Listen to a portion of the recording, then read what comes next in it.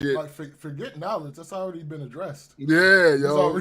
He's already done the recompense. But see, when Rico, right, when Rico slides in and takes out your first initial dream, you got to come up with another one. You got to come up with another one.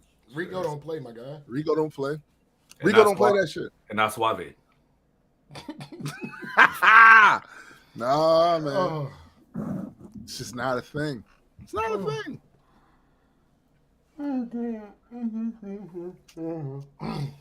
Yeah. Good morning, Biddy. Hey, what up, Biddy? What up, Biddy? What they do? That's my soundboard. That's your soundboard. I don't have my soundboard. Oh. Is that why the audio is not fucking up and all of that? Is that what's going on? It was fucking up, so I had to turn it off. Oh, so it's not lost. It worked last week. It did work last week. It was working last week, but I said so it's not lost or missing? No, it's right here. Yeah. I just can't. You're missing out being able to use it. By the time that I turned it on, I got on the computer later than I usually do. By the time I turned it on, it was fucked up, and I didn't even feel like messing with it to try to fix it or nothing like that. So yeah, no soundboard today. Wow. It is what it is. I mean, you know, we can always make sound effects until we figure that out. You know what I'm saying? Don DeMarco.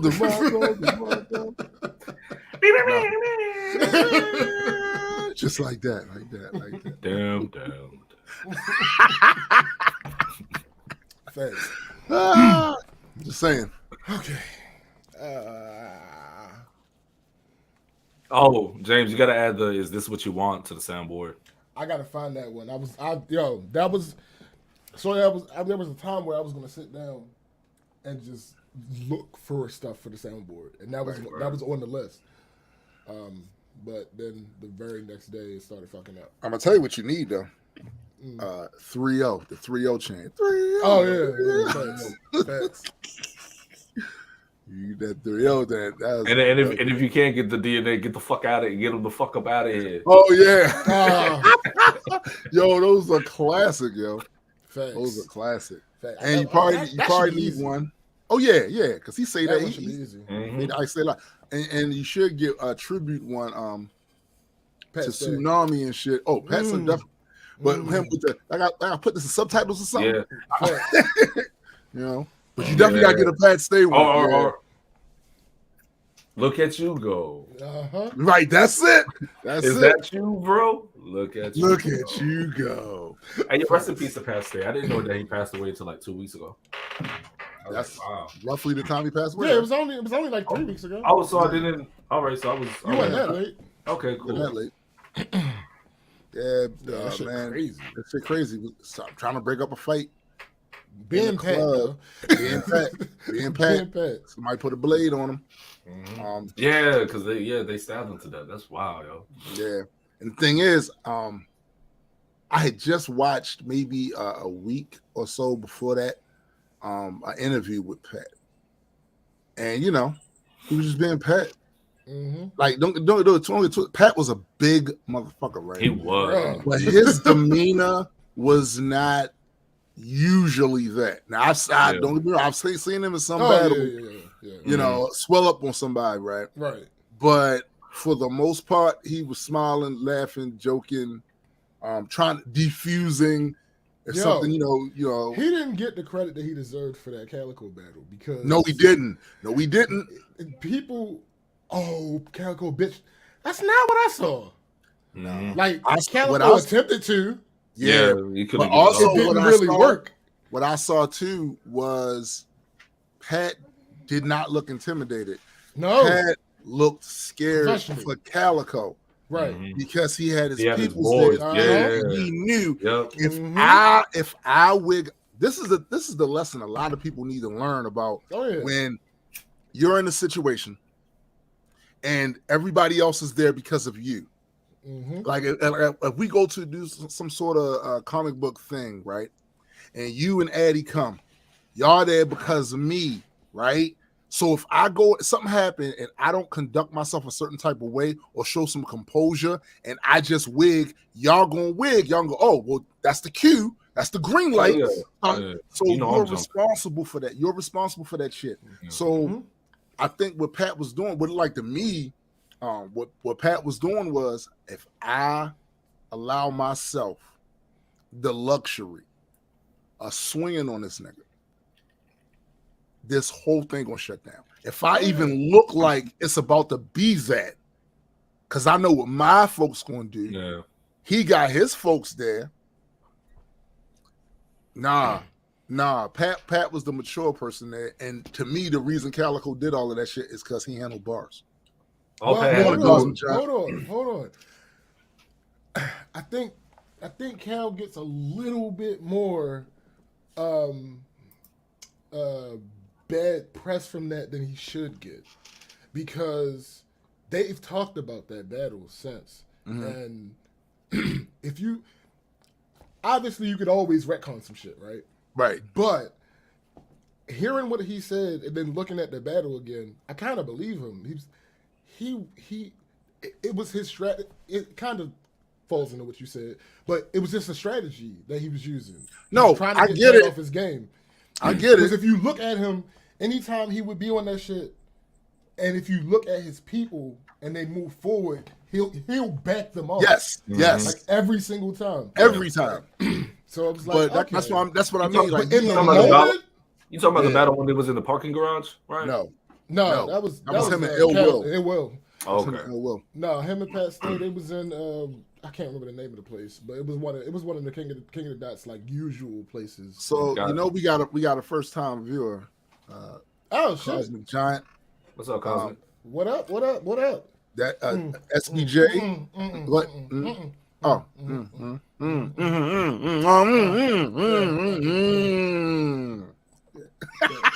It didn't. There we go. Boom. Word. Yeah, it's easy fix. Problem solved. Cause see, I've seen Cal do that before. Like I've seen him with, maybe he didn't take the battle seriously. So he didn't properly prepare. Sometimes he's throwing in mixtape bars. Yeah, I saw you do it. Yeah. I saw you do it. That's why you and Rex. But cool. see, but the difference between him and Rex though is he raps so much better than Rex. Well, he does. So sometimes it don't even matter. Right. Like, I don't even be mad. Right. You know the thing about Rex is Rex can rap, but there's two issues about Rex I don't like. I hate his voice. Sure. I hate his voice. And I don't like when he does that wall of rhyme where that particular flow pattern he's using is an older one. It's an older one. And it's just a wall of rhymes that don't really connect to the person he's battling. And that's how I know that's definitely he's mixtaping shit. Yeah. He's mixtaping shit right there. But I can't get but so mad at him because it's still his rhymes. So if that's what you want to do, I ain't gonna hold you. It's still impressive. Yeah, it's impressive for him to be especially able to the speed with which he raps it. Yeah, that's impressive, and it's his rhymes.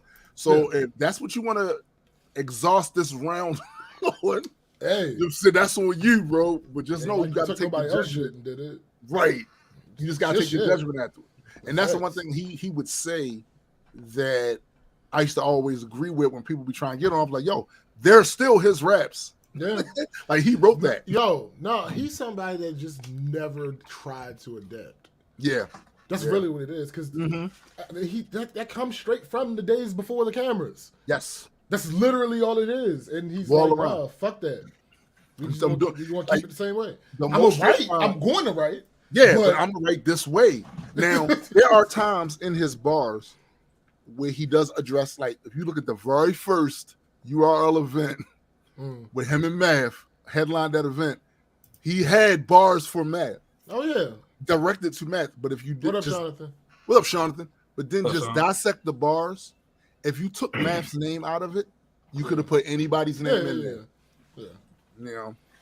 But here's the thing. Usually, not always, usually you can tell, depending on how fast he rapping. Yes. That's slower. That's the other thing. Those are direct. Those are directed to you. When he starts speeding up, fast, nah, nigga, that's no. all. That's mixtape. That's all mixtape. And that's the thing too, because one thing I noticed when you go back and watch some of the older URL type of events and these battles, you see where certain shit come from. Yo, when Murder Mook back in the day was doing his shit, a lot of those rhymes that he had was not specifically for the person either. You could have just put anybody's name in there, and that would have been it. Yeah. The first person I saw really do that was Math in that first URL event. The shit he was talking to Rex was about Rex and about incidents that took place off of that stage previously and shit. And that's why specifically the last round. It was the last round. That last round. Because I'm gonna keep a stack with you. To me, Rex won the first two rounds. He rapped better than Matt. Yeah. That last round was the knockout, and that's the only one people remember because damn, that shit was really insulting. You talk about that thing on my man ear, like yo, it was really. I mean, really Matt got a couple knockouts in his career. Yo, I'm just couple, Jesus. I'm just saying, yo. Dose. Yo, Dose Jones. He said Dose. Hopefully, if he doesn't get smoked on the stage, all the jokes go away. Yo, he killed. Yo, I'm telling you. Dose was rhyming his ass off. Yeah, his delivery sucked though. His delivery sucked. What you can't do is get duffed and then rematch and then get verbally fucked. Yeah. Yo, that's what you can't do. You was disrespectful, so I checked you in the discussion. I was like, all right. Yo. He said just because I punched a sucker. I did too, yo. I felt bad for Dose, yo. Yo, I feel right. Just because I punched a sucker doesn't make that a sucker punch. Like, damn, I hear you, dog. Cause yo, I've only seen 3 Dose battles. Me too. Yeah. One was the Math one. The second one was the Math one. Right. And the third one was K Shine. And K Shine fucked that boy up. Yeah, yes, he did, boy. That was embarrassing. But again, it's not that Dose don't have bars. If you sit and listen to what he's Dose is nice. His delivery and his believability is off. Like when he was up there talking to Math, when he said, "So I suppose I should just knock you the fuck out," I laughed. Like who? How? Like how? I don't believe you. I don't believe you. Remember that last time we got receipts, my guy. We seen what happened. What's that shit Math said?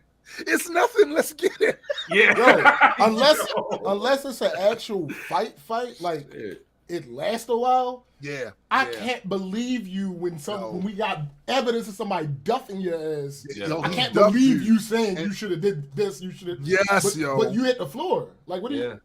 Shoulda, coulda, woulda. How? At what point? What if I? First of all, Math outweigh you by what looks like to be 50 to 70 pounds, right? Yo, and this the other thing. You know how a lot of these battle rappers, especially some of the newer ones, it's a style to be the bully. It's a style, a style of rap, to talk that gangster. I was in the streets. I did this, then ever. No, Math got receipts. It's people that know him to the point where they got tired of his ass. He my friends got tired of me, and that's when like yo, for real, you this nigga the Brooklyn Beanie Siegel. Facts, facts. But Dose, what we know you for is getting dosed. Yeah. That's what we know you for. And then you got Dose with. I will maintain to this day, Math be wrong about a lot of shit, but I've watched that shit over and over again. That man Brim, come on. He actually, he's taking back up. Son. Yeah, he told him back up. Yeah. To me, you would not have lost face just going. Oh my bad. Yeah, we see people do it now. We see people do it right now. My bad. Like, all you had to do was do that. Did you see little my bad goes a long way. Just to let people know. That's a fact. Did you see that clip with Snake Eyes and Bad News? Yeah. The very first thing that Bad News did, because he wasn't trying to be disrespectful, turn his hat around. Turn his hat around.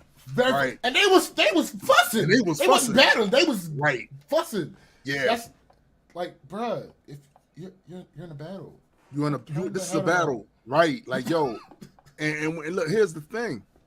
When Maffrey told the story, and that second battle, it looked worse because he was talking about parts we didn't see. Mm-hmm. And this is the thing: if he had lied, Dose would have said something. Because you see how emotional he was, right? You know, he said something. So that wasn't yo. I mean, but it was on camera, nigga. We saw it.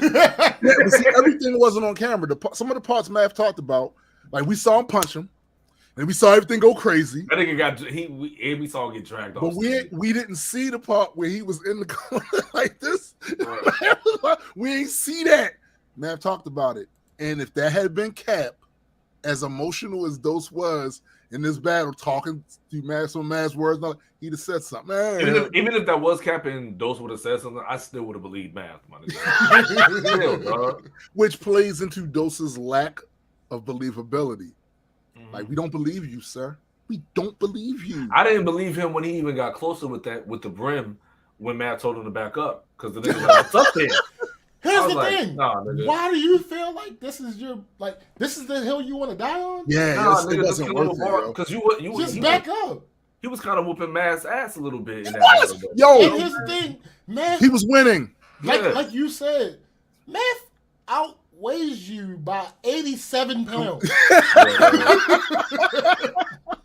Why are you choosing now? Like, don't do this, bro. You stepping back does not hurt you in any way. Like, it does not. You were winning the battle. You're winning. It's like there's some mountains I don't want to climb, like Kilimanjaro. Literally. You know what I'm saying? Like, you know what it could have been too, and this is something that I see sometimes with people. He was there with his folks. And some people overestimate the capability of their folks in the physical altercation.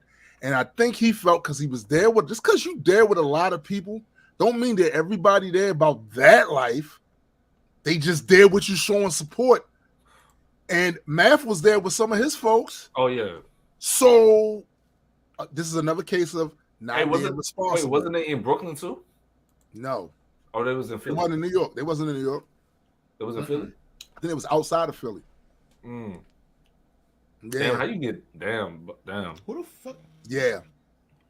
Yeah, no, I'm not. I know them Philly niggas was clowning him after that shit though. Well, yeah. And let me tell you, for those of you who have never been to Philly, it's real out in that field. You know what I'm saying? Yo, Philly, man, look. It's real out in that joint. Don't play. Don't play with people out there because they got a lot of boxing gyms. You're gonna get beat up, and that's the low end. That's what they calling you. Yeah. Oh. I'm not.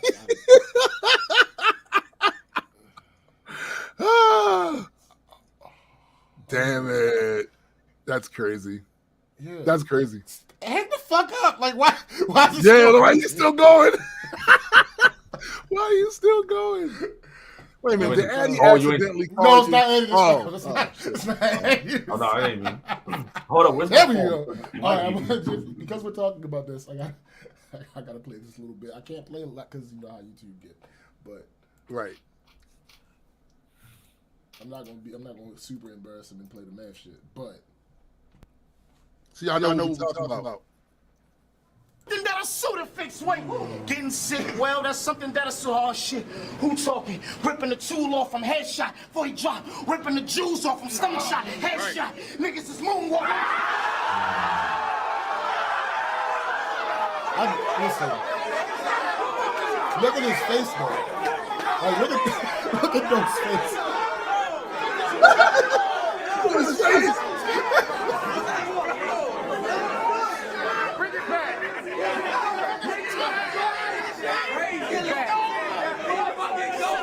Stomach shot, headshot. Niggas is moonwalking.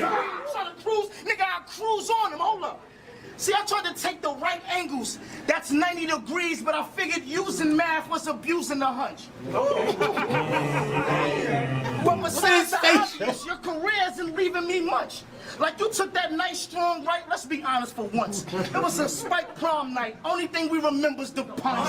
Oh my God. It was the best battle ever. Like the crowd was at an uproar. Punches was hitting, literally. And not only that, it was much more. Like your performance was outstanding. I got my slide up like a dancer from when they brushed you across the fucking floor. And not only that, my favorite bar was when you hit his nose and you was like, so what's up, dog? I said, oh shit, this nigga Dose is the best. He took a shot from a big dog. Dose is a vet. Said he about to get him smoked now. The Dosage is next. But then you battled him again, and this is where Dose lose respect. See, it was supposed to be a rampage, all-out brawl. He violated you again, from the coin toss to the whole fucking handshake, dog. Like you were supposed to go to that battle just for Math to use your force, see him and let it ring like you can't take the call, but you ain't do that, Dose. You a soft nigga. I don't even know why he battle rap. I didn't even take this battle for nothing. Just to show y'all this nigga's not a vet. Sip him up, nigga. NWX. Yo. Oh. Let's talk to that man, yo. Petty. Talk to that man. Petty to the utmost. He talked to that And man. I absolutely love it. The thing is, I'm here for it. This is what battle rap is. So you got to know, especially since between that fight with Math, we ain't really hear nothing else about those until the rematch. Yep. So now what people are going to be using is that old shit. Yeah, of course. You ain't never do anything else. Because if he did do other things and had other accolades, I don't want to call that an accolade, but it made him kind of famous. He got dumped. You know? But if he had other accolades, it would work better today. Yeah. Back then, if you got punched in the battle, you should quit.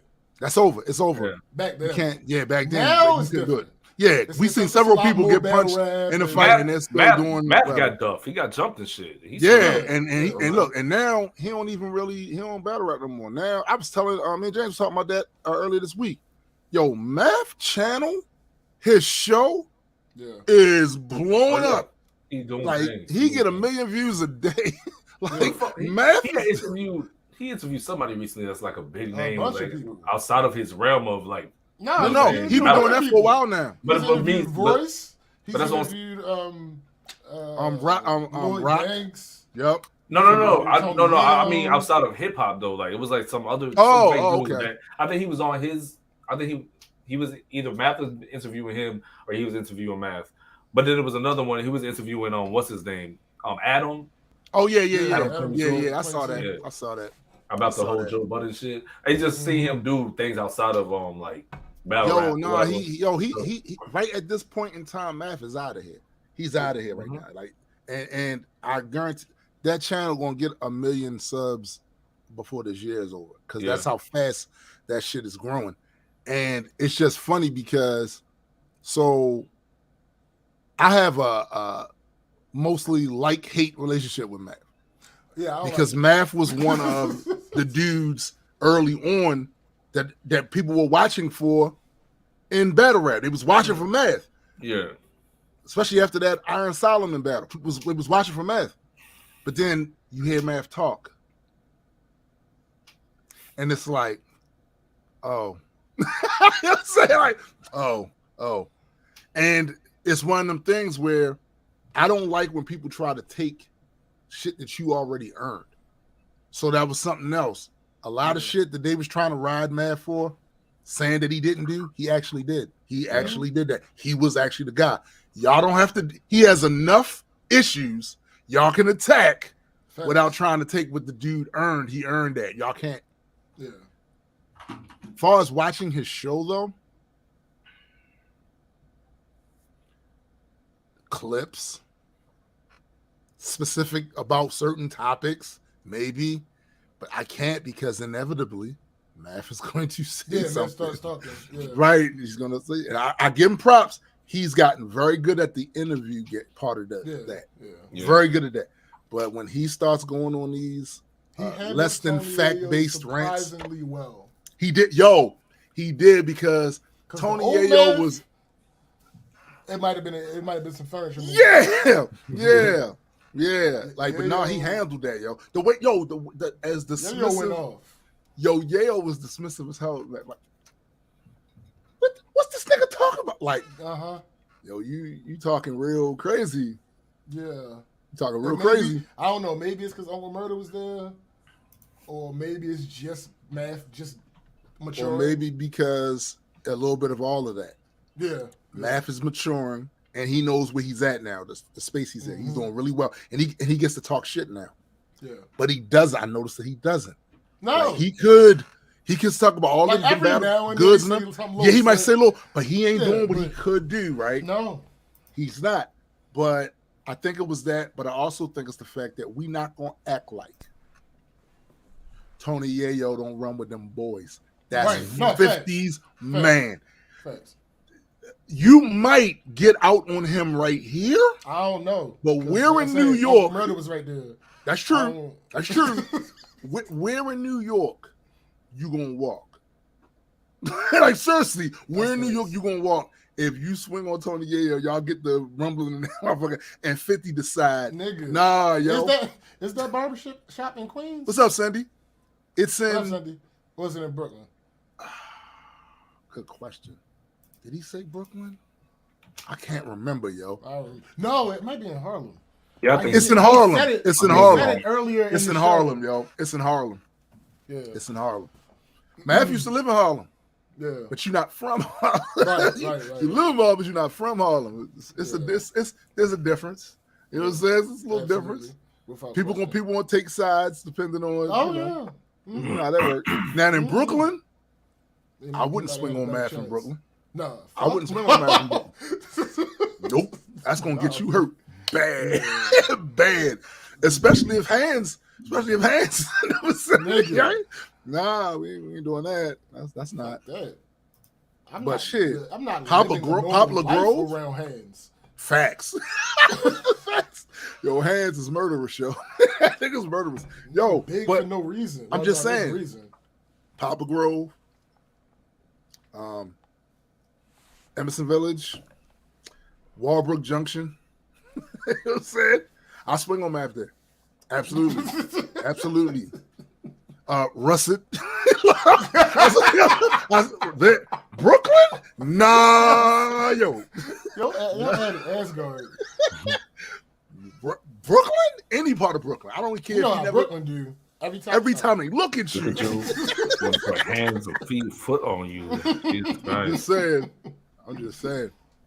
All right. Let's get this started. We're at 30 minutes in, so I guess not quite 30 minutes. I don't know. Fuck, it doesn't matter. Fuck it, we'll do it live. Actually, we probably should do it because we got some new face in here. Let's just throw that in there. Mm-hmm. All right. Welcome everyone to the Black Culture Geeks podcast. This is my man SPJ. You and my guy Adequate. Yo. And I am Tombstone the Dead Man, and we are just a few geeks talking about pop culture from a black perspective.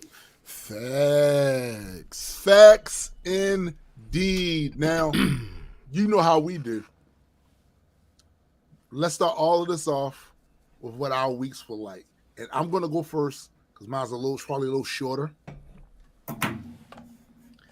Wanted to give you guys an update. Cats got to teach stuff.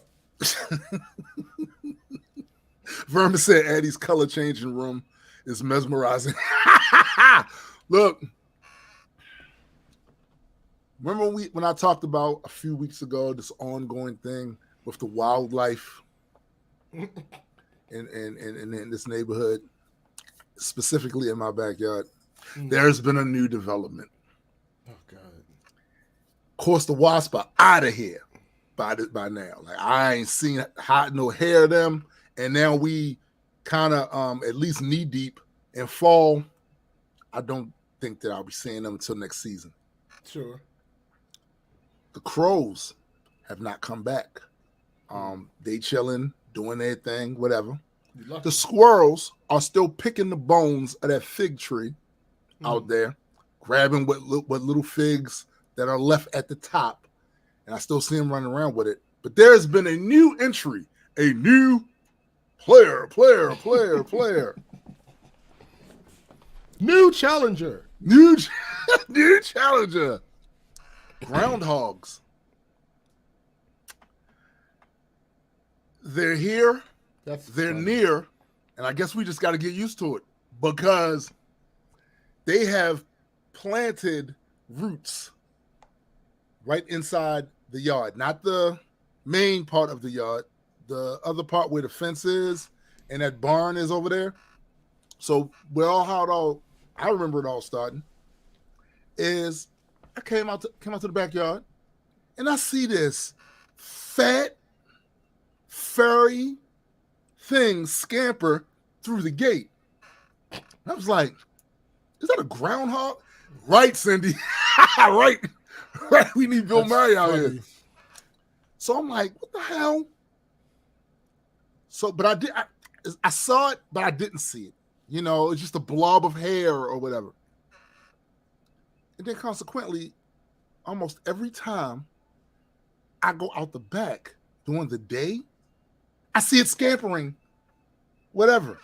Then I see another one that looks like it's a little smaller than that one. What the fuck? So now every day that I go outside, every day that I go out there now, and my wife has seen it several times now. It's this groundhog running around. So I said, what the fuck? So I walk over there to the gate. Apparently, oh, yes, they did, because you see, they've made themselves comfortable over there. There's this big old hole, big old hole in the ground over there.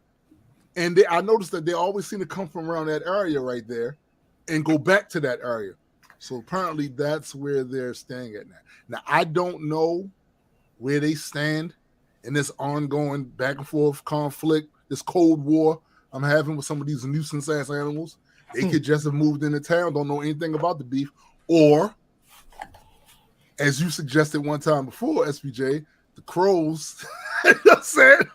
The crows like, we're not coming back there. We're going to send some emissaries just to watch the house. You know what I'm saying? Hey, to watch the house. That could be it. They can tame wolves. They can tame groundhogs. And who's to say that the plan isn't dig? We can't get through the door. We can't get through the door. So dig under the ground. Dig under the ground and see if we can find something there. It's a pipe, something, anything. They can leave the house. So I don't know. But them things are hilarious to me because it's like one moment they weren't there. The next moment, they're all that's there. We live here now. We've been living here 3 years. Well, see, that's the thing. I don't know exactly how many of them it is. I don't know if it looks like it's probably a family over there, because I've seen at least two different ones of various sizes. That's how I know they're different. Because one of them's a little slimmer, and the other one is this big husky thing. And the thing that I'm curious about, so you know, we have one cat that goes outside. Now it's JB. It's gonna be a gift one day on your front step. Well, here's the thing. Is it gonna be a gift? Because that one that's big. That's what I'm about to say. It's one of them. That motherfucker is like this thick, and probably like that. Don't let them catch him by surprise. They're gonna sit on him. Look, all I'm telling you is, mad as fuck. Now, there was a deer out there, and I didn't get to see this. My wife saw this. Apparently, JB managed to scare the deer. But in the process of doing that, he scared himself. Right? So his ass came running back into the house. But the deer definitely got him out of there. And I think it's because one of these things like with the elephant, right? The elephant is big as shit. Can stomp almost anything out. Could stomp a mouse out, but a mouse can also go up that damn nose, that hose they got for a nose, right? So psychologically, it's like, no, man, get this shit away from me, right? And I'm thinking maybe that's what it was with the deer. It just caught the deer off guard. You know what I'm saying? If the deer was in this right frame of mind, he maybe gave him the beats. You know what I'm saying? But apparently, yeah, that's it. Yeah. Right, this shit. We seen it. Yeah, we seen it. Yeah. How many of y'all watching has ever seen that old video where the hunter was using pheromones to attract the deer? He got what he wanted. Fucked around. He fucked around and he found out. No. Because that deer came out there and was like, "Wait a minute, you ain't no doe." Yeah. You trying to trick me? And look, the dude's wife got the camera watching him getting his ass whipped out in them streets. See, that I would have filed for divorce. You know what? I'm with you. I'm just saying, I'm about to document. You know what I'm saying? Document my demise. What do you mean? What? And it get out somehow?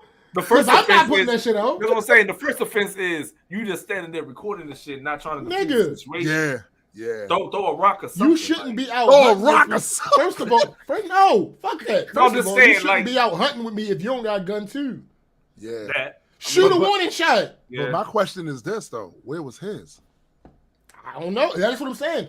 Since we didn't see his gun, maybe she had it. Maybe she had it. Shoot a warning shot. Right, she could have holding the damn camera. Right. She put the gun down to pick the camera up. That was her fucking priority.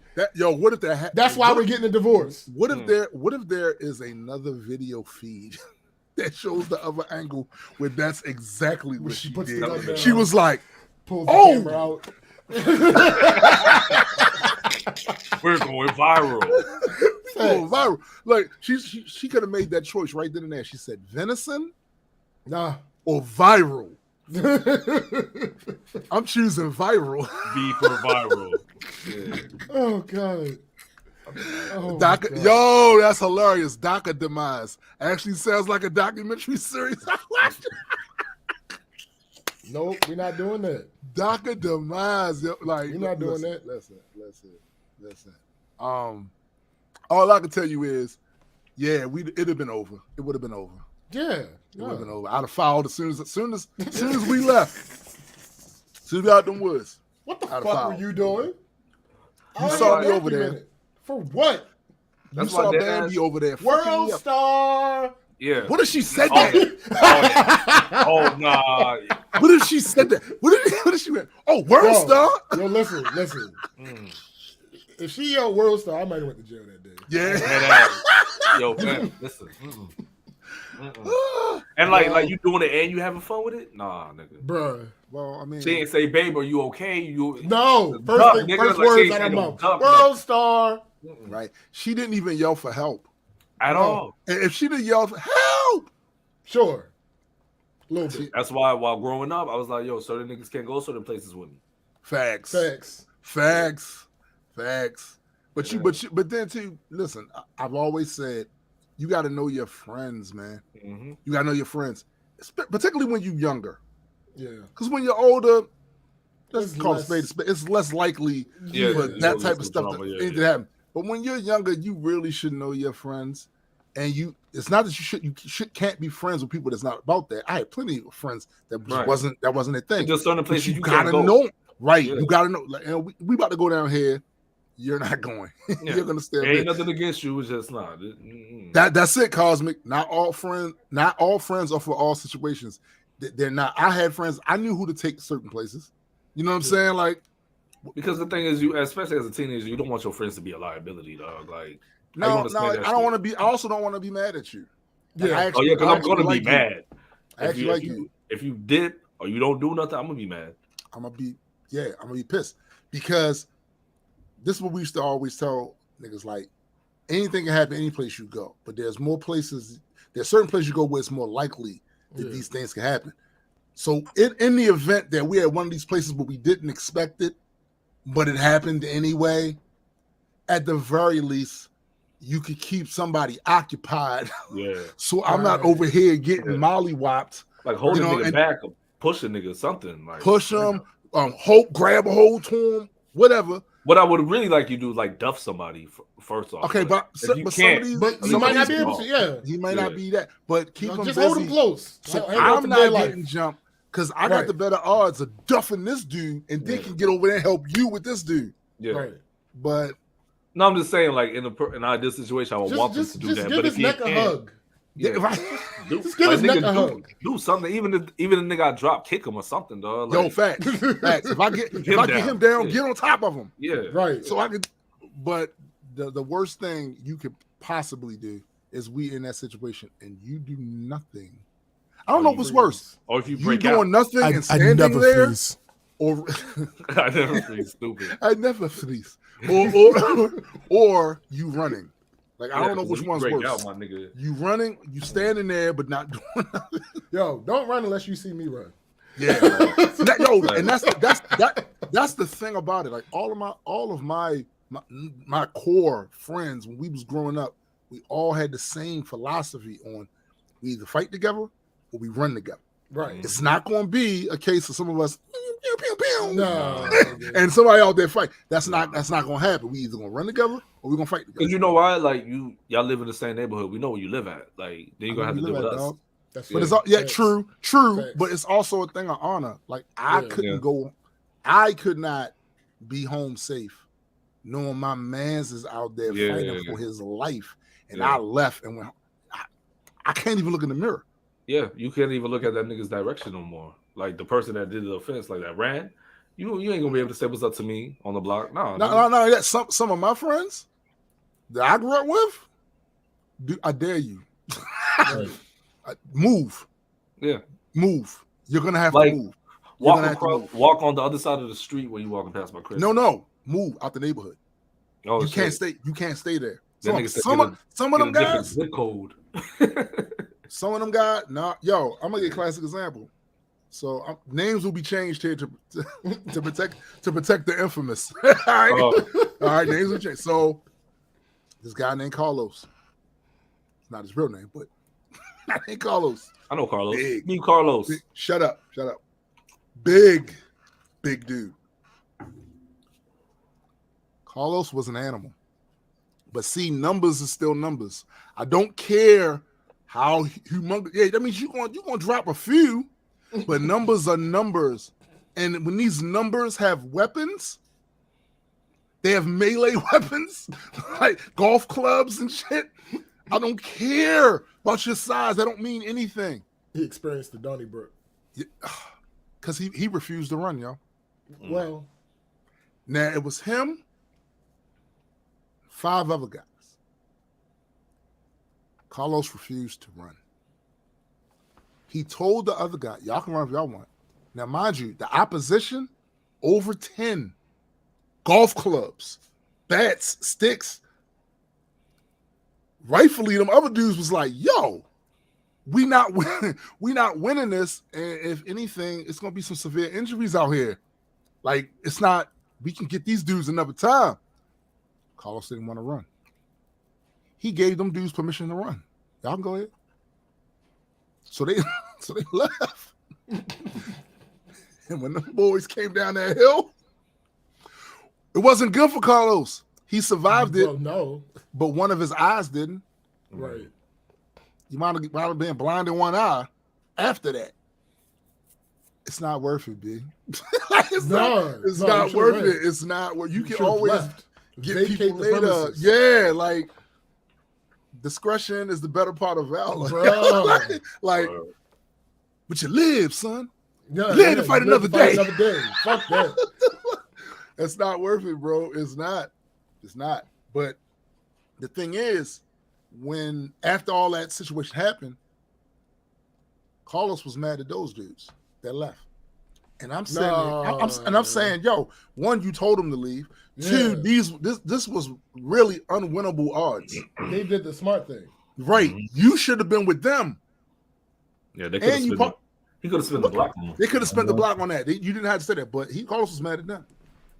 And the only reason why it didn't really get as bad as it could have got is because the whole neighborhood was saying that. Nah, yo, no, ain't nobody gonna let you do nothing to them. This was your bad. Ain't nobody gonna let you do nothing to them. Like, nah, you should have miscalculated. Yeah, you should have ran. But so I guess don't beat Carlos. No, absolutely. Don't be Carlos, yo. Don't be Carlos. But again, some of my friends, back then. So these people I haven't seen in years. You better not run. Like when we went out to the projects, what the you better you better not run. You better stay your ass there and fight or run together. Like all that, nah. But anyway, I bet. Yo, I mean, even if y'all get your ass beat, like at least it's in solidarity. At least everybody came home. Yo, and I've seen incidents with this too, where y'all didn't win, or maybe one guy actually won, like my man Bryson. Yeah, Bryson won. The rest of them niggas, they ain't win. Bryson won. Bryson won. I've never seen Bryson not win. Never, ever. That doesn't happen. He has no L's in his column. None. He's a big goofy force of nature, yo. Big goofy force of nature. He's goofy as fuck, so you'll like him. You know what I'm saying? But he's too big and too ornery and I like the physical to lose, y'all. He's not gonna lose at all. But anyway, Addy, you've been gone for quite a while. And do you want to update the audience about your escapades since you were gone? I got nothing. Since you've been gone? No. Well, you don't want to tell them about your streaming. None of that. No, I was just about to start lifting off, dog. Are you still on pad though? Come on, shut up. Anyway, yeah. So I have been streaming like off and on, but work has been getting in the way. But whatever. Pesky work. Yeah. Yesterday was my mother's birthday. Rest in love. She would have been 61 yesterday, and it was a cool day. Ain't nothing bad really happened. You know what I mean? Like, right. It's just always having a reminder. You know what I'm saying? Every year. Mm-hmm.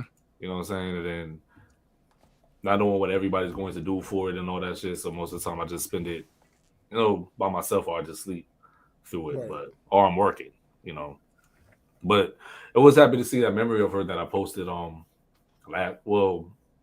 the year that she passed, about how I felt about her, how I was going to do. So I would just keep remembering her for what she was, who she was, and try not to dwell on that she's not here anymore. But shout out to my mom's birthday yesterday. Shout out to her. Thanks. And it was my niece's birthday on the 13th. And then my nephew's birthday is on the 18th. And then my birthday's next week, Friday. So me and my mother, we share birthdays like a week apart. What up, sis? Not like literally a week apart. What's up, sis? What up, sis? And in other news, I'm getting myself another birthday gift. Remember last year I got myself an apartment? Mm-hmm. This year I'm putting myself back into school. Facts. Damn those soundboards. I want to press the button. 3-0. 3-0. And the thing about it is, right, the reason why thanks Biddy. The reason why I decided to do this because my job, like I said, like we are contracted with the Google Data Center. Right. They accept people with IT certifications. And that's something that I've been peeping since I got to the job. And they also do the student loan reimbursement shit. So the whole thing about me keeping the job was for these type of reasons. Because remember when I was telling you, I was like, yo, the whole situation with my sister shit, that was the reason why I moved out. And it put the battery in my back. Right. And then I was like, what's next? Because a lot of times I do things out of anger because they say like when you're angry, it gets people you move when you're angry. You know what I mean? Yeah, impulsive. You do. But this time like, I did it with a plan and everything. And then I got my spot. I'm like, shit, what's next? And I'm like, all right, well, just maintain, keep the job, pay your bills, all that shit. Boom. And then now I'm just like, damn, I'm bored as fuck though. Like I've already everything I said I was going to do, I did. Got my spot, got a car, right. Pay my bills, all that. I'm like, damn, what's next? I'm just bored. I'm doing the same shit over and over and over. I need a challenge. So I was like, what about that school thing you was thinking about? Look into that. Did that. Been talking to the financial aid people. This dude, Joe, he's supposed to be my, my administrative advisor or whatever. Mm-hmm. And, yeah, everything's looking up. So how the courses go is through the variety, and they do like stack courses. Because the first person I talked to, she was like, just trying to throw me straight into like getting my bachelor's. So you get your associates, then you get your master's, and then your bachelor's. Right. But even though I'm pretty tech savvy, I'm like, shit, if I do it like this, it might be a little bit more than I could chew. You know what I mean? So when I talk to the other dude, shut up. When I talk to the other dude, I don't like him. Me neither. So when I talked to the other dude, Joe, he was like, well, we do have this other program, like it starts you off with the introduction to tech and all this other shit, and then you get your certificate in 8 months, and you're also able to use that certificate to get jobs and all that. Right. He was like, but with the field that you're in, does your job accept certificates? I was like, yeah, they accept those. So he's like, so what we could do, we get you with the 8-month course, and after you finish the 8-month course, you get your cert, and then you can see what you can do with your job. But also, while you're working there, you can also still be going for your associates, then your masters, then your bachelors. And all That's that. a good deal. Yeah, I'd rather do it like that and just stack up my credits and be working. To your point, while going to school. I've often wondered why more people don't look into these alternative ways to get, because when you go to college, true propaganda, because they make you take all these prerequisite this and prerequisite that. Been indoctrinated. Yeah, that's a smart way to do it. Because with the bachelor's thing, I was like, damn, I could do that, and it would take like 5 years or whatever. Because I'm also going to be working full time too, right. But I also had the option to cut it down to 2 years. Like, say if I got the ball rolling, I got used to handling school and work at the same time, then I could have the option of switching over to full time. I was like, nah, this way is a little bit better, even though I was still going to do part time anyway. But it's like the introduction, because then what if I don't want to do cybersecurity? Right. Exactly. What if I want to get into another field? You know, so I'm just looking into all that, and then I had to do these 4 assessments. I already did 2. I did the math one. My sister helped me with it to like refresh me and all that. We nailed that. Did the writing assignment, and I was wondering if it would be cool if I could read it, because it's like a story or whatever. Yeah, sure, why not? If I could read it on the pod first. All right, cool. I got first, but you gotta find it though. I got it though. It's right here. I know, but you gotta find it. All right, shut up. So the whole thing, because you guys already read it, and it's about storytelling about an instance in your life that you immediately regretted and what you learned from it. And I haven't written an essay in fucking years, since like 2005. Like, I'm old. That's actually not true. Well, you wrote scripts, bro. So that's true. Damn, I don't give myself credit. Anyway, you don't. It starts off, in life we often do things that we regret later on, whether it's in haste or a decision we felt we examined thoroughly to the best of our abilities. All decisions come with consequences, but we must reflect on our mistakes to learn from them, or be doomed to repeat the mistake in the near or far future. Here is an instance where I made a decision that I immediately regretted. When I was in middle school, the Dade County Fair came into town, as it annually does in the spring. Mind you, I've always attended the fair for as long as I can remember, but this year was going to be a tad bit different, special even. My parents were going to allow my friends and me to attend the festivities unsupervised. This was a milestone in the rite of passage that every child in Dade County looks forward to. My excitement was overflowing. My friends and I had been planning how we would execute our experience for weeks. From what we would wear to the sequence of rides we would board, of course, food, and souvenirs we would take home before our departure. We were on a mission and couldn't be stopped, so we thought. The day leading up to the fair, I couldn't help but anticipate the final school bell to ring. Finally, the bell rang, and I raced to the usual location where my father would take me home.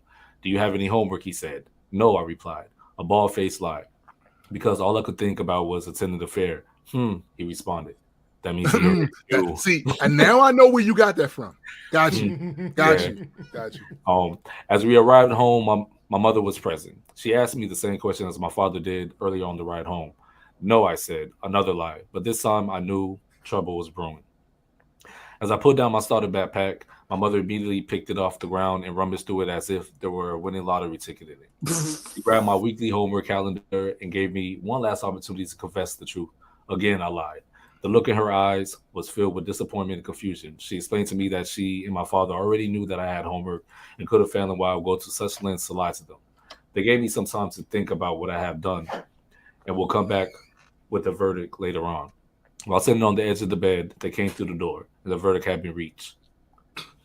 Yeah, you guessed it. I would not be attending the fair, and I would be on punishment for the next month, pending if I was on good behavior. This instance taught me an array of lessons. It taught me that a minimal lie can have drastic consequences, cause harms to the ones closest to you, and also have an impact on your integrity as a person. I also let my friends down. If I only had told the truth from the beginning, my parents would have let me skip my homework assignments to attend the fair. You live and you learn. So that's what I submitted. So I think I have that's 5 words. Go ahead. 5 words that sum this story up eloquently. Mm-hmm. Realize. This Word. nigga. Okay. This nigga, I can't stand this Me neither. I said I can't stand this nigga, yo. Bro? That's not the point. You can be corrected. I still cannot stand it. There is something though. Hold on. Hurt people. There is something I want to actually discuss about part of your essay, and I was thinking about it at the first time I read it. Here we go. No, listen. It's going to be ass. It's about the lesson that you had in there about the simplest lies could cause like a negative effect to everybody around you, yourself, whatever. And I agree with that. As a matter of fact, that's why I want to address this one part. So in that essay, you say that you came from Dade County. Look, bro, I get it.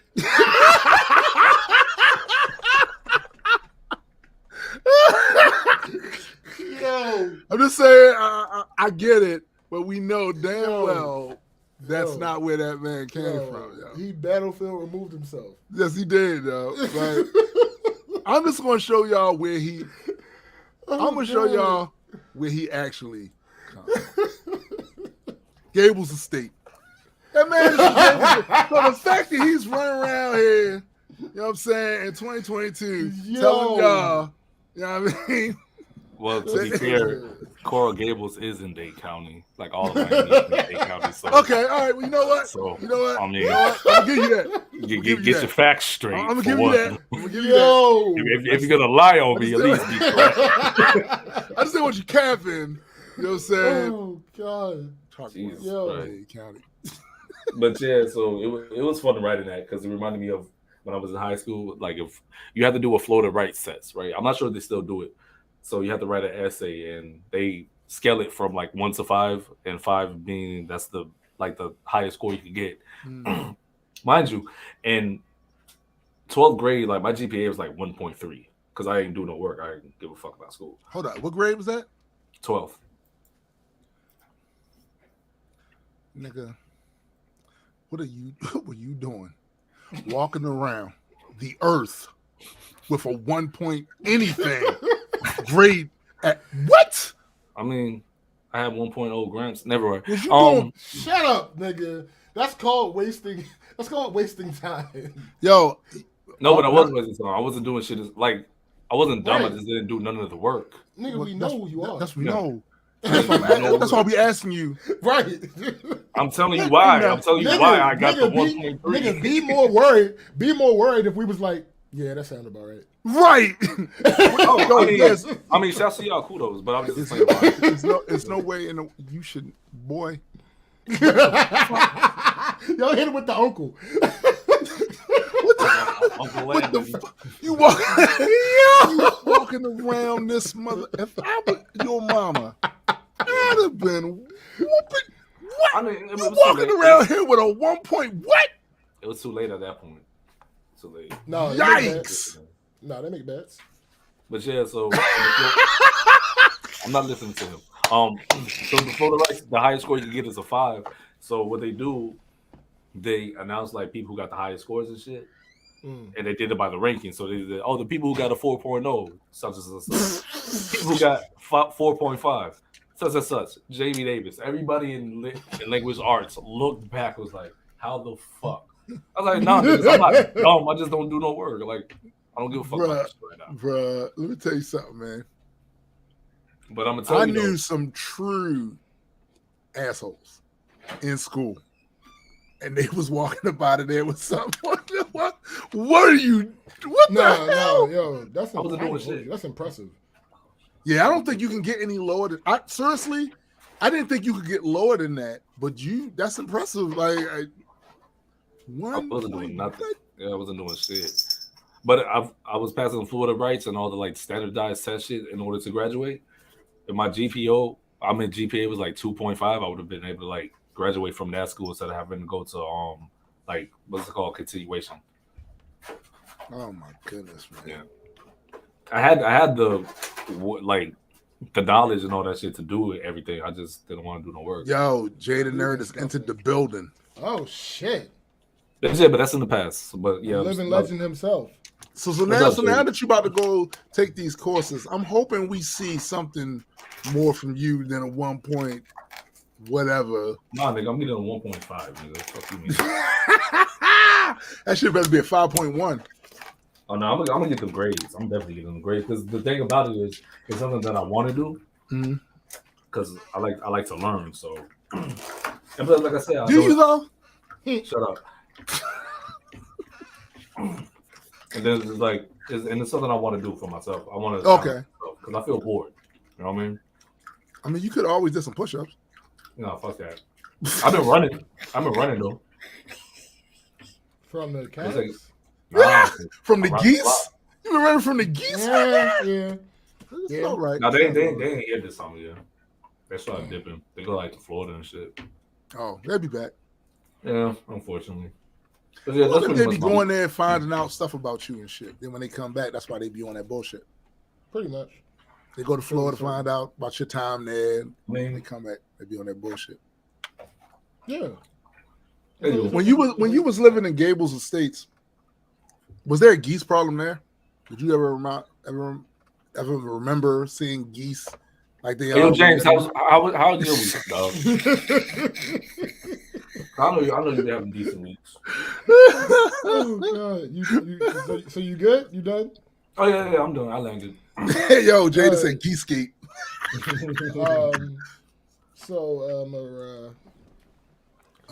ain't heard that one in a minute.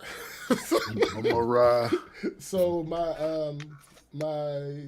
job, my lovely Your job lovely that job. I love so much, and I just so love going to work. So there's a situation happening. This is kind of a company problem, and generally, the whole idea. Matter of fact, I was having this conversation with one of the vice presidents. This person just puts this on these set of people and this on these set of people, and they're treating it like it's their problem, when in reality, it's a company problem. Right. And that's how it should be looked at. And I agree with her 100%. And this is kind of a company problem. And I normally react to these type of things as such. But the way my petty is set up, I don't have sympathy for people when I give them advice and they don't take that advice and end up getting screwed. Yeah. I have zero sympathy. Same. So I've talked about this online process thingy that I'm partially responsible for, and how there were a bunch of delays that were out of my control, and now I have more control over that. So the only thing that's really holding up time is just getting approvals, because that's what the vice president should be doing. I will always stand on that. I will stand on that. I will stand 10 toes down on that. That's what the vice president should be doing. They shouldn't be doing the work. They should be making sure everything's right. Yeah. Like, facts. This has serious ramifications for the company, so I shouldn't just be able to give that other company anything. No, facts. But let me do the work, because I have the time to do it. I have the insight to do it. I know who I need to talk to get whatever information I don't happen to have in order to do it right. Right. Let me do it. So since that's happened, the delays have gone down. But what I'm not going to do, and what I decided to stop doing even before I got this much control over the situation was, I'm not about to stress myself out about. Nah, that's facts. Rushing this, like, no. You get paid by the hour. Nobody wants. You pay by the hour. Nobody wants this thing to be up and running more than I do. Right. I have been beating the drum of moving forward technologically in this company since the day that I stepped into this position. Right. But things don't happen overnight. No. There's a delineation between things dragging and things taking the appropriate amount of time. Absolutely. To take. So one of the managers at the job that we're trying to get it up and running at now was like, "Hey, can we get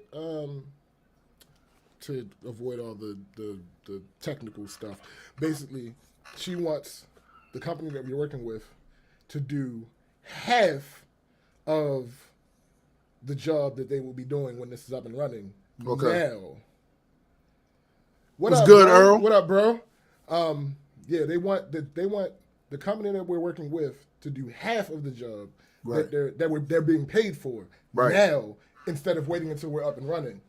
The reason they want that is because they had one person at our job, this particular place. They had one person doing this thing, and that person is now leaving. So here's the thing. For years, not even including the online app shit, just in general. Right. For years, I've been beating the drum of, yo, all of y'all should be doing the same thing. And when I say all of y'all, I mean all of the jobs. Right. Y'all work for this company.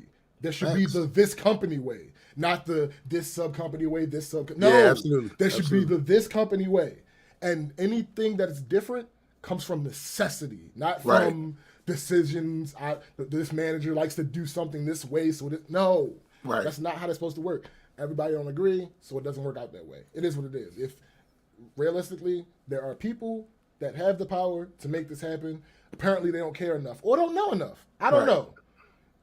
It's my personal. It's me and several other people's personal opinions that everything would run much smoother if everybody was on the same page. But apparently, some people don't care. Whatever. It is what it is. Or not even that they don't care. Maybe they're convinced by the people in those positions that this needs to be different for whatever the case is. So now this manager is like, can we get this? Can we start doing this now and just do the rest of it when we're ready? No, we cannot. Right. Oh, well, such and such is leaving and he does this and nobody else knows how to do it. That's your fault. Right. Like, right. Every rental agent in that office should know how to do everything in that office. Absolutely. Even if it's not their job every single day, they should be aware of how to do everything in that office. Excuse me. What do they say at this specific business? You have your main title and then duties. Other duties as assigned. And this is what I'm saying. But this isn't even, again, as far as I know, I could be wrong about this one. As far as I know, we don't assign specific titles necessarily for specific tasks in the rental offices. As far as I know, you're a rental agent. Oh, so you should be doing everything in that office. There are some people who are called lead agents, sure, or senior agents, sure. But again, they aren't task-specific titles. Yeah, and let's call it spade a spade. They're lead agents, so people have someone to hold accountable for why shit isn't right in there. Not because they're doing anything extra that other people in there can't do. Right. Because to just be human about it, for the sole benefit of taking vacation. Yeah. Like I had this thought because the lady that Marcus works with, they're tied together as far as vacation is concerned. So both of them can't be off at the same time. I think that's absolutely ridiculous. It doesn't make sense to me. It's not fair that let me be clear. In his situation, it's a little different, so maybe. But in general, it's not fair that two people have their vacations tied to each other. There should be more than one person that could be able to back you up. Right. So that I don't have, like, for instance, something like Christmas, right? No, let's use Thanksgiving because Black Friday. So if I got a family and you got a family and we happen to be in the same department and our two vacations are linked to each other, right. That means that depending on who your boss is, either we got to alternate Black Fridays, or we got to fight to see which one gets it first. Yeah. That's not fair. Yeah. Like, on a human level. As far as what the job is what the job is. You signed up for the job, blah, blah, blah, blah, blah. I get that part. But I feel like you should not be tied to one person as far as vacation is concerned. But anyway, so I told her, no, this is not happening. Yeah. She's like, but it's going to be problems and blah, blah, blah. That's your fault. It's 4 managers there. One is retiring. He wasn't in the room. So it was 5 managers in the building at the time. The one that's retiring, he wasn't in the room. The one that's replacing him was in the room. Right. She's one of the ones that is all for everybody knowing what the hell to do in any situation. Right. The one that I was actually talking to is actually for everybody knowing everything and blah blah blah blah blah. Right. The other two, they not with it. They don't understand how much better it would be, and they're allowed to do that. Right. I said loud as fuck. I said this is exactly why everybody should know how to do everything. They ignored the fuck out of me. They ignored the fuck out. No, those two, they ignored the fuck out of me.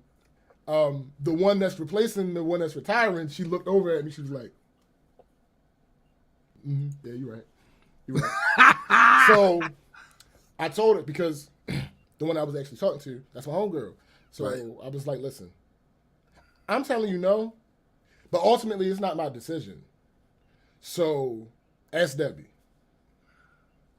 I get into work the next day.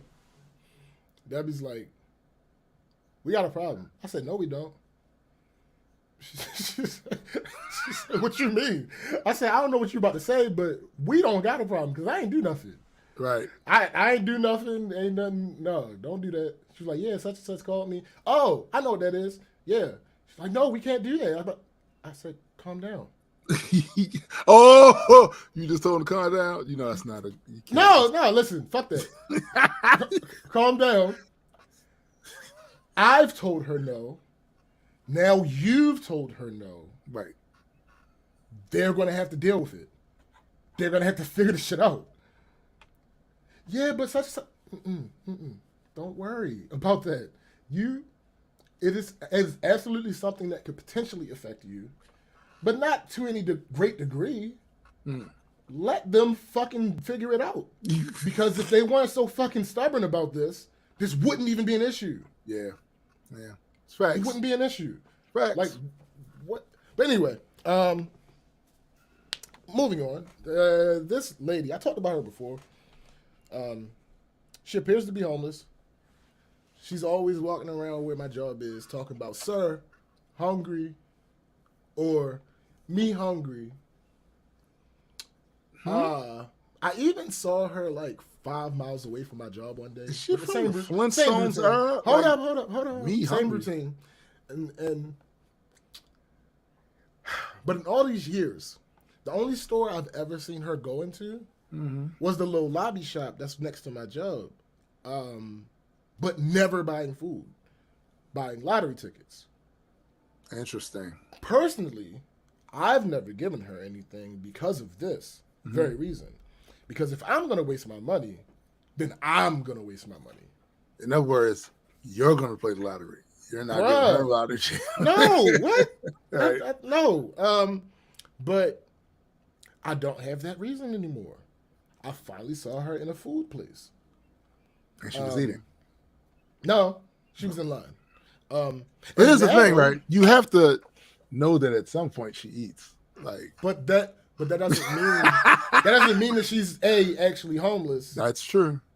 Or B, I don't know where the fuck she would get her food from. Like I don't know. I don't pretend to know, anything about her. I at least know what I see. Right. For all I know, and I'm not saying any. It's for all you know, she goes 2 blocks down the street, jumps on a Benz. And she goes, I'm trying not to say that, but yeah.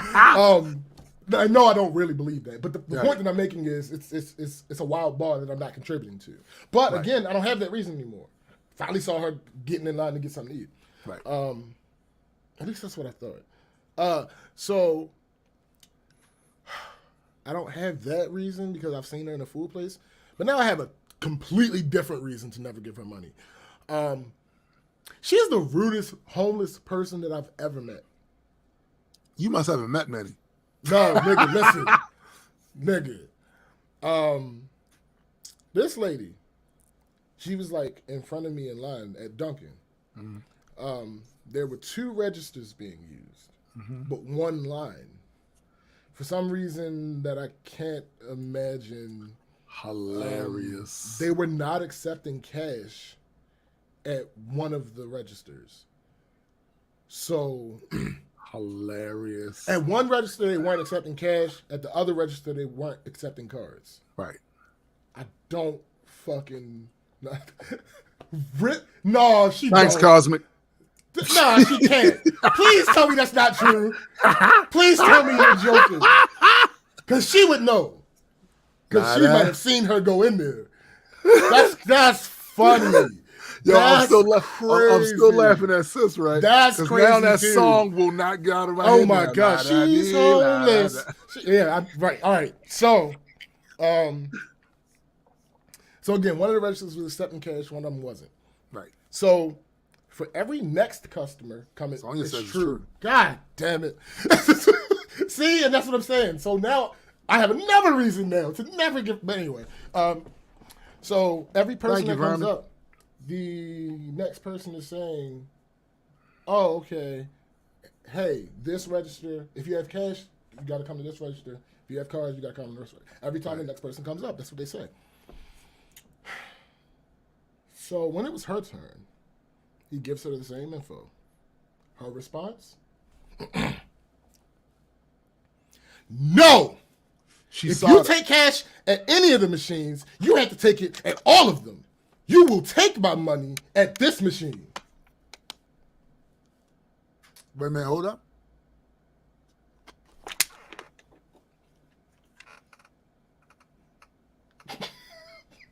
I'm just checking to see who the fuck she talking to. So what's up, McKenna? What up, McKenna? What up? So I don't know how that immediately was handled. Sonya saying she saw her getting money. Oh, come on. Sonya just said she saw her getting money out of that account. Nah, B. Nah. So I don't know how that was immediately handled because I was so fucking flabbergasted. The rock bottom was coming, right? Bro, it should have been. Nick. All right, so like I said, I turned away for a little bit, so I don't know how immediately that situation got fixed. But next time I looked at her, she was standing in front of the register, the one that she said she wasn't going to go to, by the way.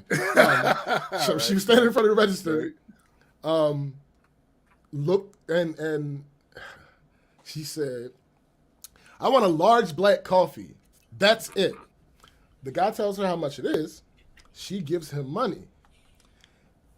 And then she says, "And make sure you get my exact change right. You know what? Give it back. Give it back. Give it back now." So he hands her the money back. I don't know if she actually made a change to what she handed him. She handed him money back. Not sure if it was the same money or not. And then she proceeded to yell at him to count it on the table so she could see it, and she counted it with him.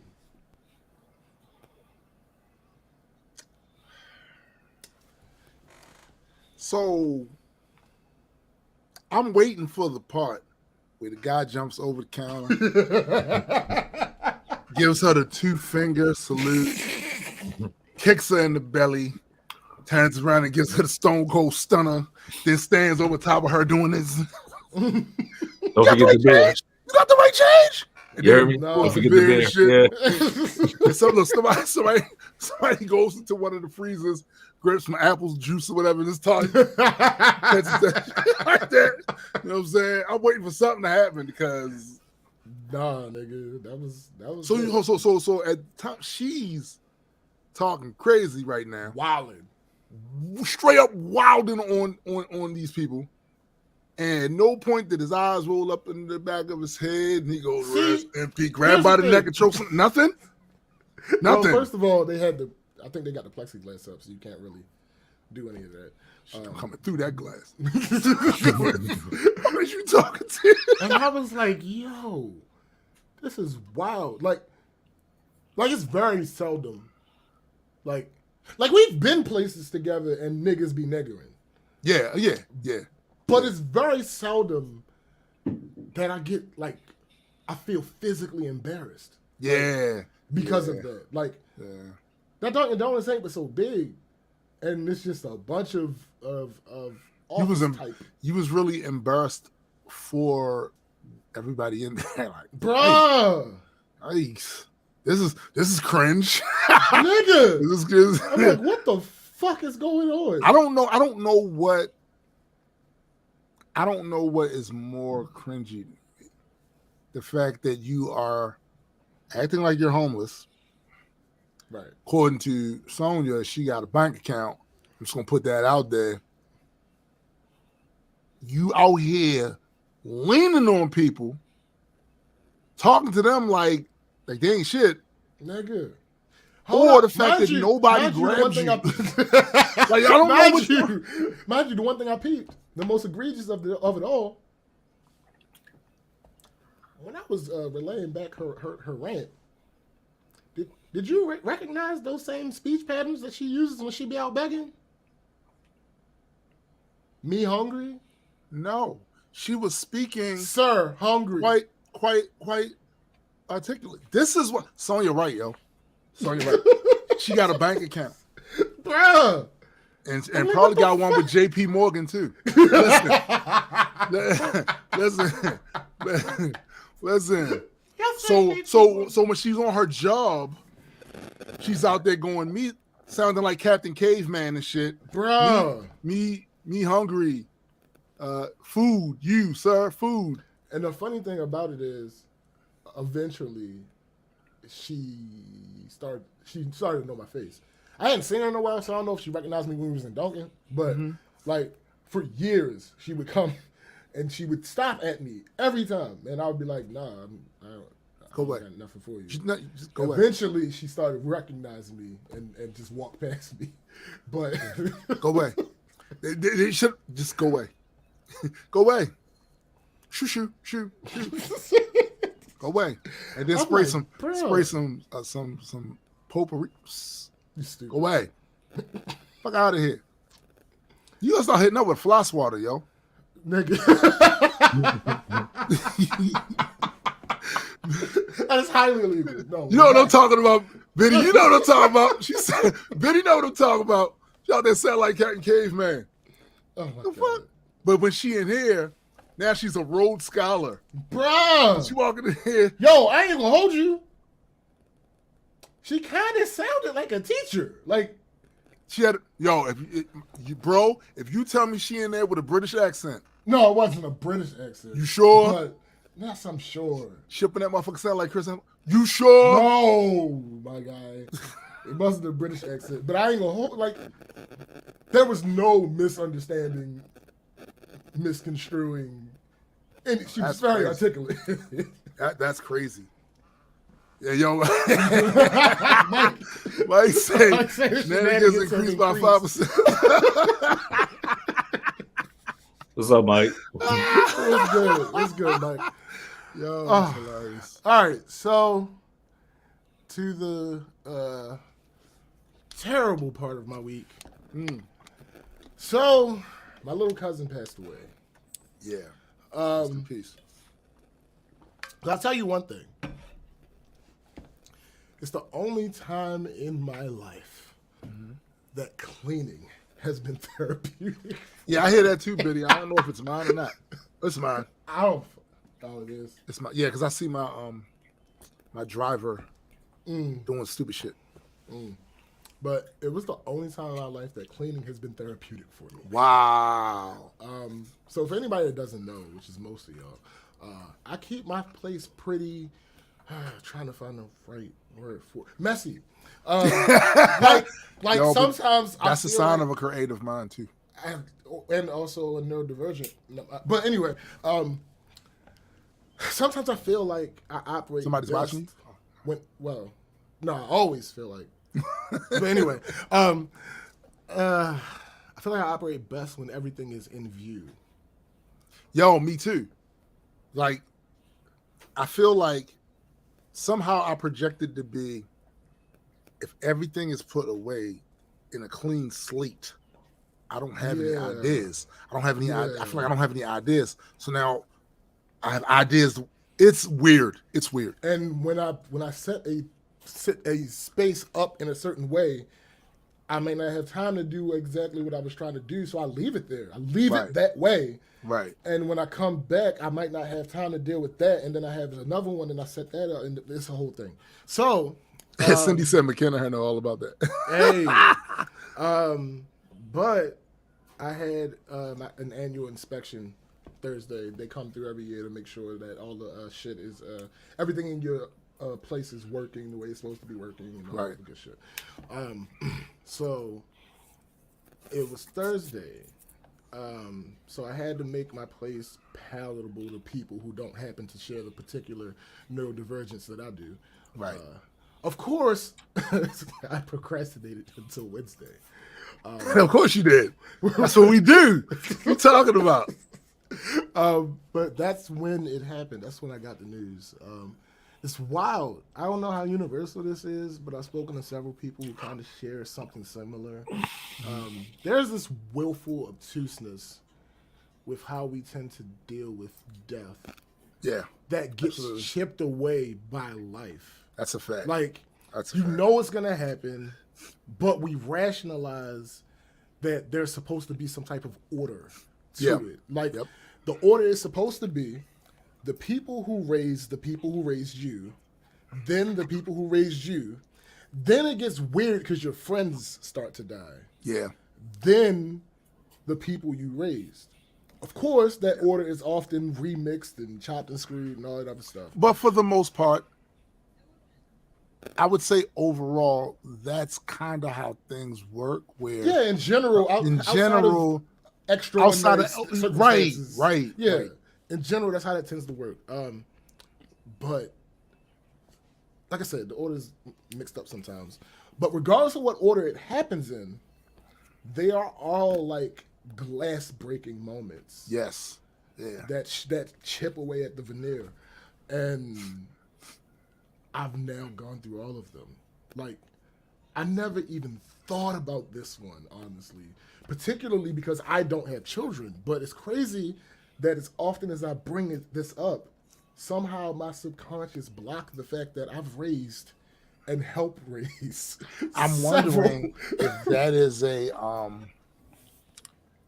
a protective measure that your brain is somehow it's a defense mechanism. Because when you say you don't have children, that doesn't mean what it basically means to me is you haven't had a child yourself. That doesn't speak for whether or not you raised some children and have those same parental feelings toward them as if you would have had you brought one in the world, right? So one thing I know about you, there have been several of your little cousins that you raised, you helped bring up.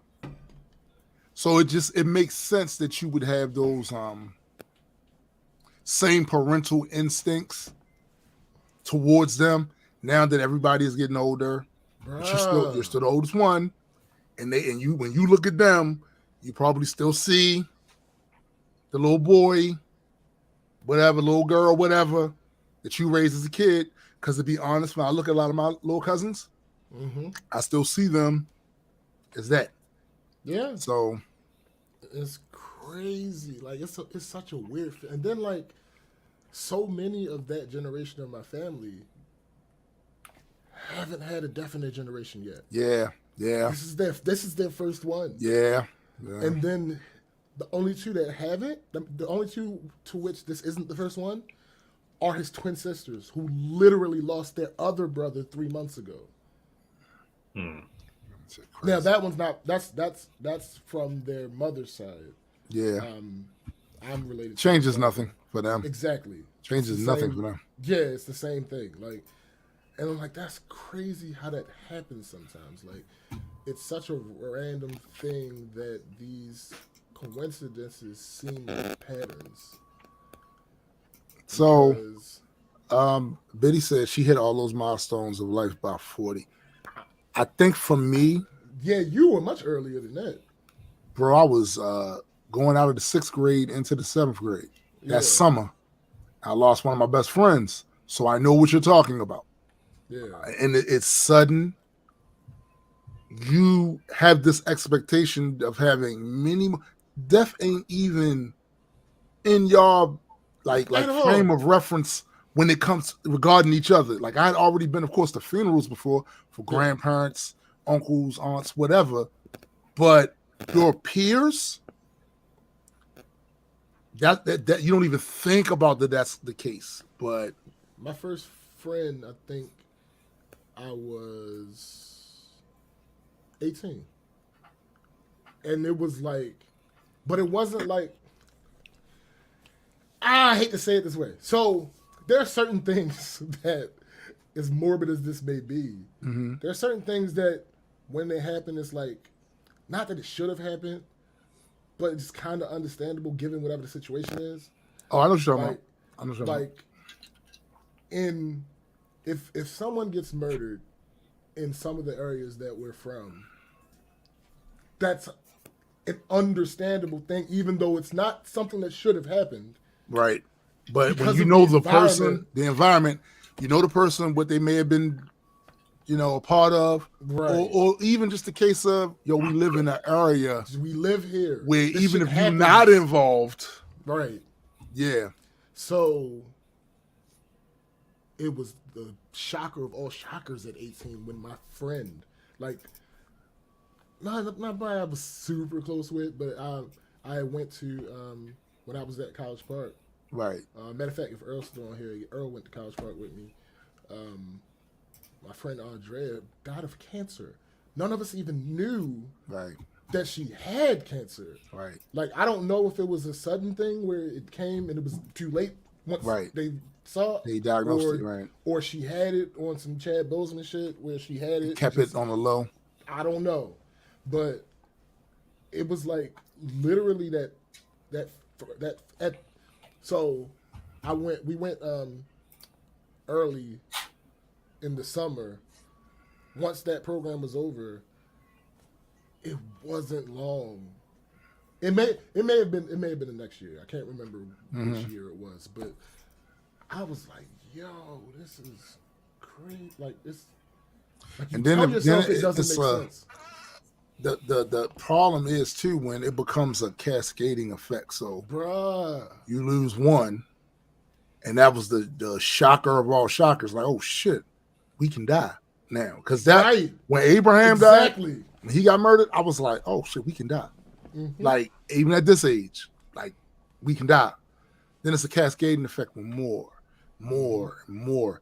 So by the time I was 18, it was like several. Up out of here. Various,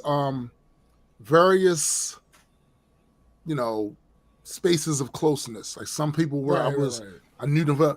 Other people was like, oh no, that's my peeps, that's my folks. Right. So yeah, bro, believe me. Yeah, 18 was my first close peer. Right. I had one of my cousins, but he was much older than me. Yeah. He passed. I think I was like 12 or something like that. Mm-hmm. And it's just all these like I said, these glass breaking moments chip at this veneer that we build for ourselves. Oh, I'm gonna know this person till we 70. Nigga. Right. Yo, because it doesn't make sense to not assume you're gonna be here tomorrow. Yeah. It's not productive. It doesn't make sense for your mental health, number one. Right. But in the reality that we live, it's absolutely it's what the truth is. Yo, consider the fact that we live on a warming planet full of bacteria, predatory animals on a planet that's hurtling through space, right? Yo, so you would think about like, oh no, we could die any you know what I'm saying? But it just doesn't psychologically benefit you to dwell on that at all times. But when, like you said, it's a glass breaking moment. It's that stone cold glass breaking, right? When it happens, it's like, oh shit, it broke reality. It broke this is real. What we know is reality. You're right. You can be gone. Mm-hmm. You can be the fuck up out of here. Yeah. Yeah. Yeah. And it's my mother. So I don't know if she's listening to this particular episode. I gotta talk to her because it's gotten to a point where, and this is partially my fault, but I don't know how much because I kind of think I get it from her, but I don't like talking on the phone. Yo, we've talked about this numerous times. Yes, I'm not a phone person. Yeah. But she isn't either, and like I said, I don't know how much of it I get from her, and how much it is of just my vast knowledge of humanity, which led to profound sadness. Yes, it's a fact, B. That is a fact, yo. Such a fact. So, it's gotten to a point where literally I can tell when she's about to give me bad news because she calls me. Yeah. And it's not to say that my mother never calls me, but when my mother calls me, it's usually there's an event going on, or I'm on my way I'm supposed to be coming to her house, or we're supposed to be meeting up somewhere. Right. In those situations, it just makes more sense to call. Right. But outside of those situations, my mother does not call me unless it's some bad news to be relayed. So when I was in here cleaning up, and my phone rang, I'm like, who the fuck is calling me? And I looked, and I didn't get to my phone fast enough to answer it. I saw it was her. I'm like, oh, shit. All right, let me call her back. Call her back, she ain't answer. I'm like, oh, yeah, this is definitely something. And then when she called me back, we were talking for like good 15 seconds, the small talk type thing. Right. And she was like, yeah, I got some bad news. I'm like, oh, God, what is it? And she's like, little baby. I'm like, what about him? Because obviously that's not the first place that your mind goes. No. Like, what about him? Like, what the nigga got locked up or something? Like, what's... At the very least, you would, if you even imagined that it was a death, it was going to be a aunt such and such, uncle such and such. Nigga. Right. So, she's like, yeah, no, he's gone. He made it to the hospital. They called, I don't remember who they called. It might have been his grandmother. But they called, and they called to tell them that he had an incident. He was in the hospital. They were about to start surgery. And then I think she said like 5 to 10 minutes later, they called back like, he didn't make it. Yeah. You know, with all of the advancements in medical science, it still ain't 100%. You might get there, and maybe the amount of damage is just they can't repair it. Yeah. Or you don't get there in time. Like you got there, but you didn't get there in time. It's a whole fucking thing. It's a whole thing. Man, I'm sorry to hear that, man. I remember when you hit me up about it. That shit is crazy. Like I said, I never even crossed my mind. Again, we know it's a reality. We know that. Never even crossed my mind that one of my little people. Yeah. That I would be getting a call like that. Like, that's what you drinking? My condolences, bro. What you? No. He asked you what you was drinking. See, I don't think that was the right answer to the question. He asked you. Nah, because I was going to say like 30 seconds beforehand, and then he put me on spot. So I was like, might as well. So, yeah. As you were, sir. You still ain't really answered it though. Like, yes. Oh no, I just swallowed some spit just now, though. No, nigga. That carbonated beverage that you opened. Okay. Oh, why is he playing? Why you playing with us? Like, what the fuck? Y'all been talking about something serious, so I was like, let me alone, let the niggas land and shit. Then I got put on. Nigga, but I was the one talking. I came out of the moment. Yeah. Nah, I know, but then I feel like you wasn't respecting yourself. So we heard very back to doing that. You feel me? We heard the agency that much, my guy. We heard the facts. But yeah, the little nigga was in his early 20s. Damn, that's crazy. That's wild. That's crazy. That is so wild. The cousin that I mentioned earlier, the one that died when I was littler, sudden heart attack. Jesus. I think he was like 30. Jesus. Yeah, that's young. That's the other thing that's just crazy when stuff like that happens. Because I've actually had somebody young pass because of that. Yeah, he was playing basketball. The fuck? But it could have been some sort of genetic disorder that. Yeah. Yeah. I remember when I moved to California. One of the little niggas that used to run behind us and shit, named LJ, bad little jit. Like when I say bad, I mean bad as for he'll break into people's houses, cars, all that type of shit. But all in all, he was a good kid because he started getting his life in order, started playing football, started losing weight, got a little taller, and all that shit, doing good. I think he had a scholarship to play football for his school. My homeboy wanted me up. He's like, yo, LJ passed. I'm like, how the fuck he died? Somebody murdered him. I was like, nah, but he just literally transformed his life, you know what I'm saying? He was moving different. So if it was somebody that was going to go, I would have thought maybe back in the day. Right. Not now, you know what I'm saying? But it still hurt because I'm like, damn, I seen that nigga used to run behind me and shit. It was sad, dog. Shit crazy. And then, like you said, when it is so sudden that you don't really have a chance, your mind doesn't have a chance to catch up with the emotional part of it. Nigga, it's so much different when it's an older person. Yep. And they've been sick. Yep. And because I don't know if it's my mother or my stepfather, it'll probably be different. But when my uncle, my prime example, to my two uncles passed, it was not that far apart. Right. The first one, he was sick for a while. Right. He was sick for years. Right. But then it took a sudden turn for the worse. And he was in the hospital for a month or a little bit more. Mm-hmm. So, and I was physically there in the hospital when he actually passed. Right. So, we had time to work up a little bit to that moment. Right. My other uncle, he slipped in getting out of the shower and hit his head. Oh shit. Yo, that shit happens more than people might imagine. Yeah. And here's the thing. How for granted I took it. My mother was like, yeah, blah blah blah. He slipped in out of town. He's in the hospital. We were on our way over there, and I was like, because of who my mother is, I didn't think that deep. It was this serious, right? No. Yeah.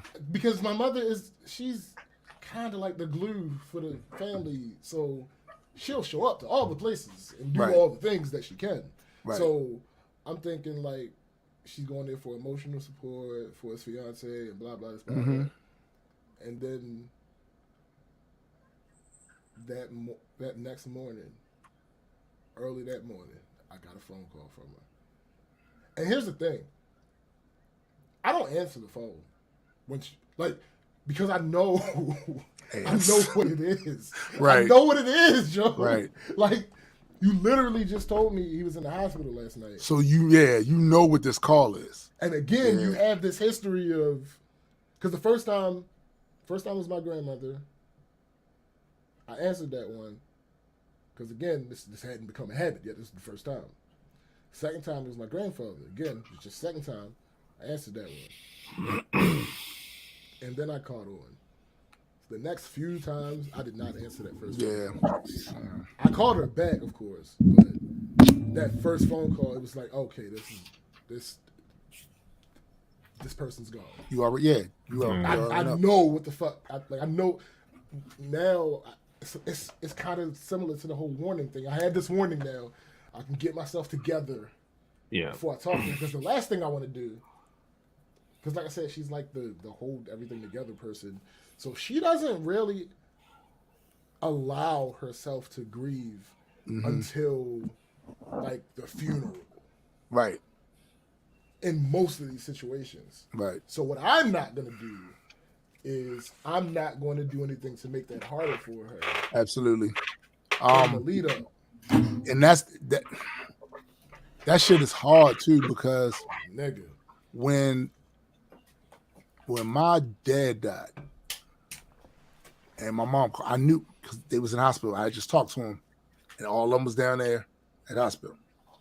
So when I got the phone call, I already knew what it was. Yo, that shit hit me like, even though I knew, bam, like I was unconsolable. Yeah. Like, and she was already, trying to hold it together, but falling apart at the seams.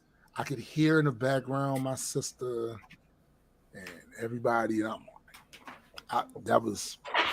And then, of course, because we just lost Lance the year before, so now all that stuff, shit is crazy. Shit crazy. Yeah, I'll give it to her. I always have this joke about her being a sociopath.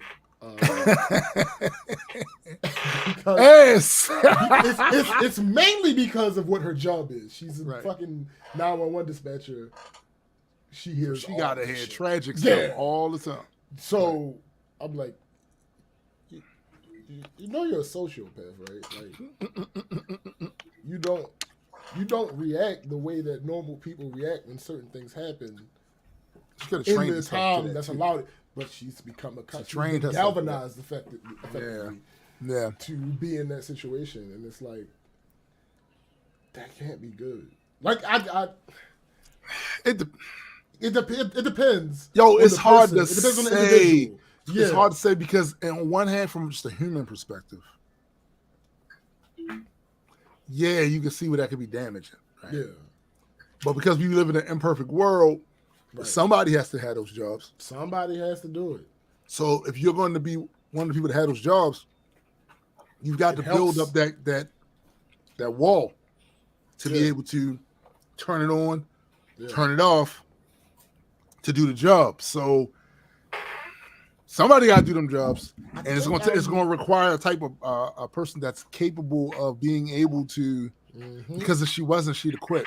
Bruh, after the first few really bad ones. Yeah, she went arrested.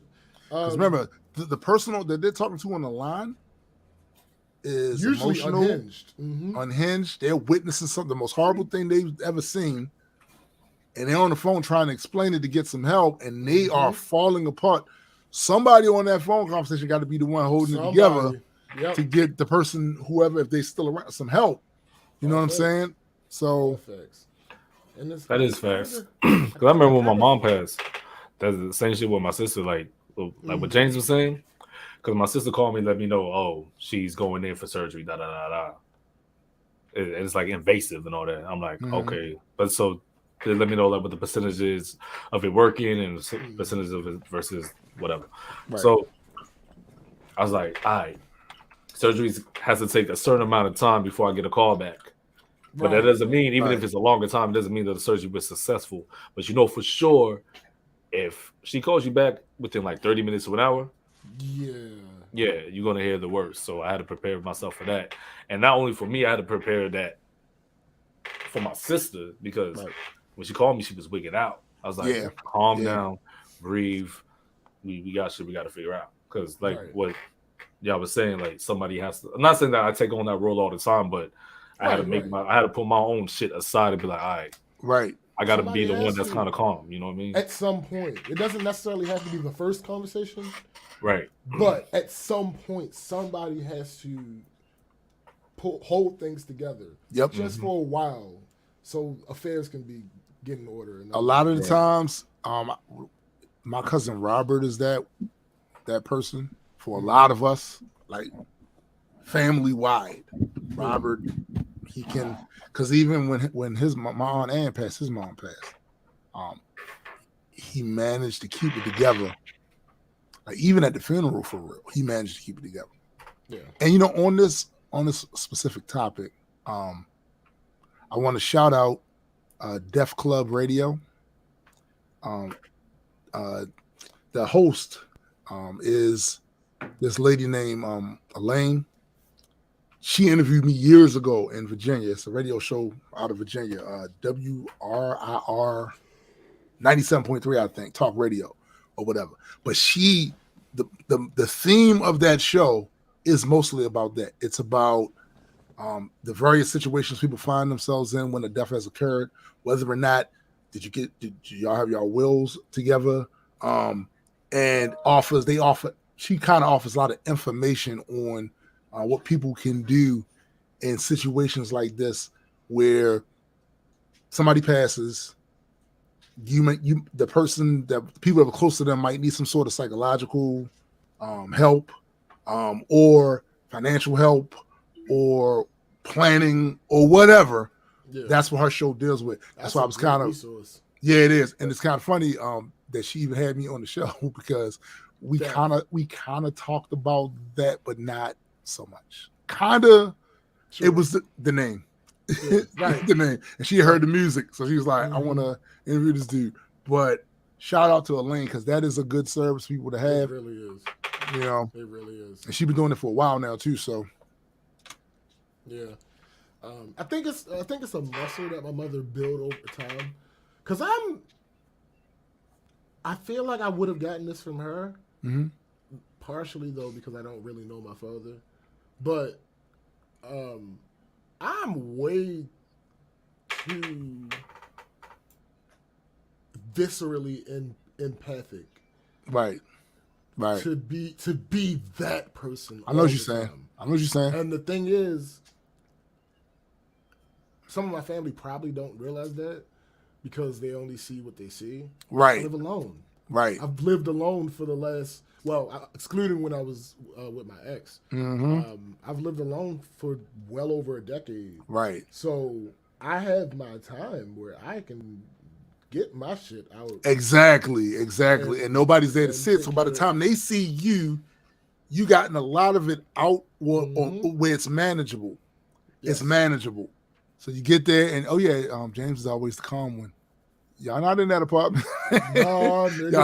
Y'all not in that y'all apartment. Don't be around. Yeah. When it's going down. right. Facts. Right. So it's like that Wednesday night, I'm so happy that my homegirl, one of the models that I've worked with, she actually is on the inspection team. I'm so happy it was her. Because I have some what some people may consider an enemy on the inspection team as well. You got ops. And you got ops. You got ops down there. It is what it is. It is what it is. Yeah. I can't even say on air why, but you got ops down there. Yeah. Just point them out. Point them out next time. No, listen. I can't do that. We want to protect. Shut up. So, cause with don't get me wrong. Yeah, part of it was therapeutic, but I didn't finish. Yeah, I know what you're saying. I know what you're saying. I didn't finish. As the night went on, and as I'm processing, and as I'm cleaning, and as I'm all the shit. Right. I'm like, yo, I'm getting less and less. What's the word? I'm starting to care less and less about getting this shit done. Yeah. Because I'm thinking about other things, more important things at the time. Yeah. And it's like, oh, Okay. Well, yeah, I'm gonna leave that. All right, I'm not dealing with that. That'll be fine.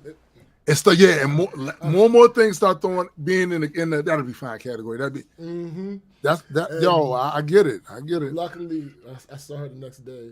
She was like, "Oh yeah, I did your inspection." I'm like, "Oh, thank you." Right. Thank you so much. Right. McKenna says you would be surprised how many people don't have any plans until it's almost too late or never do. Just yesterday, we were doing an exam for one of our developmental delay patients to be conserved. I guess. Oh no. No, that's not a surprise to us. Nope. Where we come from, that's the vast majority of people. There are so many fish dinners. So many GoFundMes. Yep. Yeah, that is the vast majority of people where we come from. Yeah. And particularly, of course, young people as well, because it's not something that we think about. Yeah, we don't really, bruh. Yeah. So I wouldn't be surprised if there was nothing in place for him. And this is the thing that's crazy because, so I've known people who had money through illegal means, right? They got money, they had money, and they were young. They were relatively young, and when it happened to them, because you were in that line of whatever, and they had nothing planned either, and they had money. And they had nothing planned.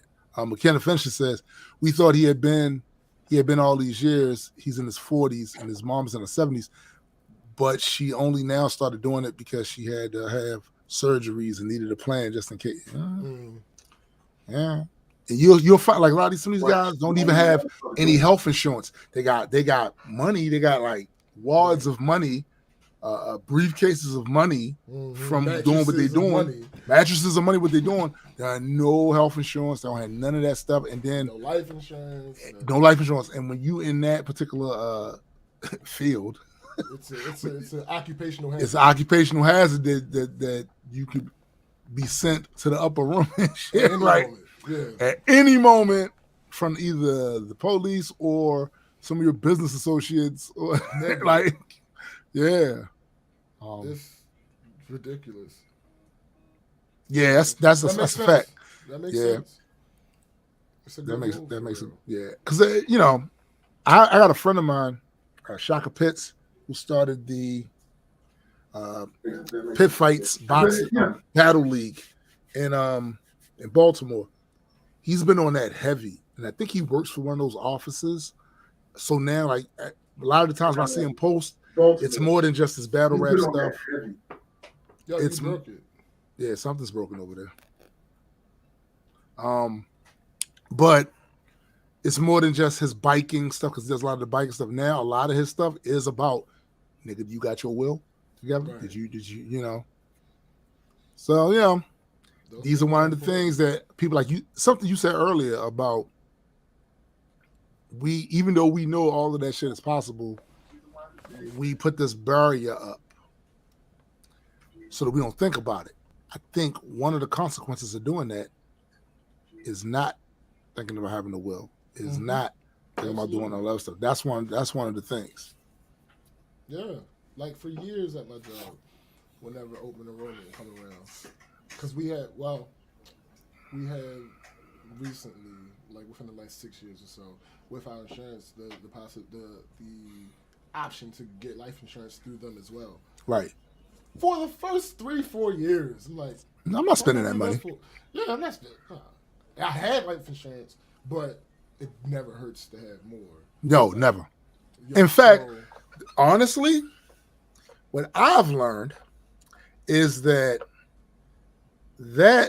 is a come up for a lot of communities. That's a generational wealth piece. That's a generational wealth piece because a lot of families will go and get life insurance policies taken out on each other. Bam, bam, bam, bam, bam, bam, bam, bam, bam. Bam, bam, bam, bam, bam. When that person passes, they get all that money coming back to them, and they can do things with that. And it's something that if you haven't looked into it, you probably should. You probably should look into the whole let's let everybody get insurance on each other. Shit. You know what I'm saying? Not everybody eat. Like, it's not hurting anything. Right. It's gonna cost you a little bit in the front, in the front, sure, but it'll be worth it. Yeah. Oh no, fuck that! Y'all ain't eating off of me after I'm dead, nigga. Oh no, nigga! First of all, what he doesn't know is we already got that shit on you. We got thousands on you right now. None of y'all niggas. None of y'all niggas. You know what I'm saying? Whatever, nigga. We already got the policies on you. We about to eat. You know what I'm saying? Let me find the files. You know what I'm saying? With all that shit. You know what I'm saying? We good over here. Nothing. I'm leaving with nothing, and y'all niggas ain't getting good. We good over here. We good over here. Yeah, we good. You know what I'm saying? We ain't gotta worry about that. But like, and we gonna sincerely cry. We gonna sincerely feel bad. You know what I'm saying? Wipe out tears with the money. About it. If y'all don't do an every step you take video, facts. Absolutely. But yo, Fab make that joke all the time. Like, yo, like when I leave, y'all got some nice money coming in. You know what I'm saying? You know what I'm saying? I hope y'all. Yeah. Congrats. Mazel tov. Mazel tov, nigga. Hey, I ain't gonna lie, my old boy be saying the same shit, but he don't be saying that as a joke though. Nah. Right. He was saying like also, I better respect you while I'm here now, nigga. Mm-hmm. Like he angry, like, yeah, nigga, I'm a doctor. Like he's and some shit. Oh my god. Yo, I just broke you off, nigga. Facts. Like I said, yo, this whole thing is so crazy. I actually don't have anything else. Like I don't have anything. No, so, I know, bro. I get nothing happened this week? I get no, it. I don't have anything. Like I don't have a topic. Bro, I get it. Like this has been, that's understandable. Like this week has been a crazy week for you. Nigga. That's completely understandable. The one thing I did see that we could chew on for a little bit is y'all need to. So I'm just gonna tell y'all something you may or may not know. Politicians be lying. Well, I mean, I know. Water's wet. The sun is bright. Yeah, sky's blue. Yo, why did I watch?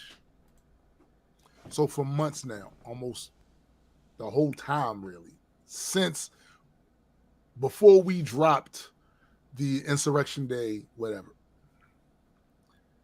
the narrative that has been floating around on the right is that this wasn't our fault, and why didn't Nancy Pelosi call the National Guard and this, that, and the third? They rolled with that. So much to the point where, all you got to do is repeat a lie often enough. And people will start saying it too, like this is axiomatic a fact, right? That's facts, yeah. So now they had their constituency saying that was their literal go-to anytime people was trying to point out that people wasn't doing what they were supposed to do. And that's what caused that to take place. They try to shift the blame and throw it to Nancy. Now, Nancy got a lot of stuff that I blame her for. Sure. This ain't one of them. They showed video footage of her talking to the Virginia governor, talking to the Maryland governor about can we get some National Guard? You got to bring some people over here. This is some bullshit. But that isn't even the worst part of it. The worst part of it is the main politician that was running around here asking that question was right there with her while she was doing that shit. Right there with her. And then he came out and did it. And I'm like, so I don't care what side of the political persuasion you were on. I really don't. You don't see that as they're playing with you. This is not even about what he's doing to Pelosi. It's about what he's doing to you. Yeah. He playing you for a sucker, and you good with that? You good with that? The other problem for Nancy, you let that fool say that shit for 18 months. Y'all crazy out here in these streets. Y'all crazy. Imagine letting somebody lie on you for 18 months when you got the files. Ain't no way in the world. What you crazy? I would have been like, dare me to drop these. Nigga, me. Just from a political standpoint, the moment he said that, I'd have got on the phone with him, was like, I got you. I got you. My daughter was here recording this the whole time. I got you. So what you gonna give me? What you gonna give me? Besides the apology? Everything. Listen, I want it all, Chico. I want it all. Like what? Whatever perks that you were getting to get money and take advantage of that position that you're in as an elected official, I want 75% of that to me. Because I got video footage of you right here doing this. Oh, shit, we about to get fucked up. Scared as shit.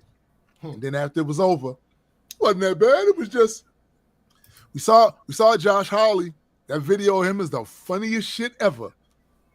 After all of it was over, he was like, this was just a tour. They just took a tour of the kid. It wasn't no big deal. And then the footage came out of you assing through them hallways like, oh no, this is not what it is. Sir. Yes. So I'm gonna keep the same energy.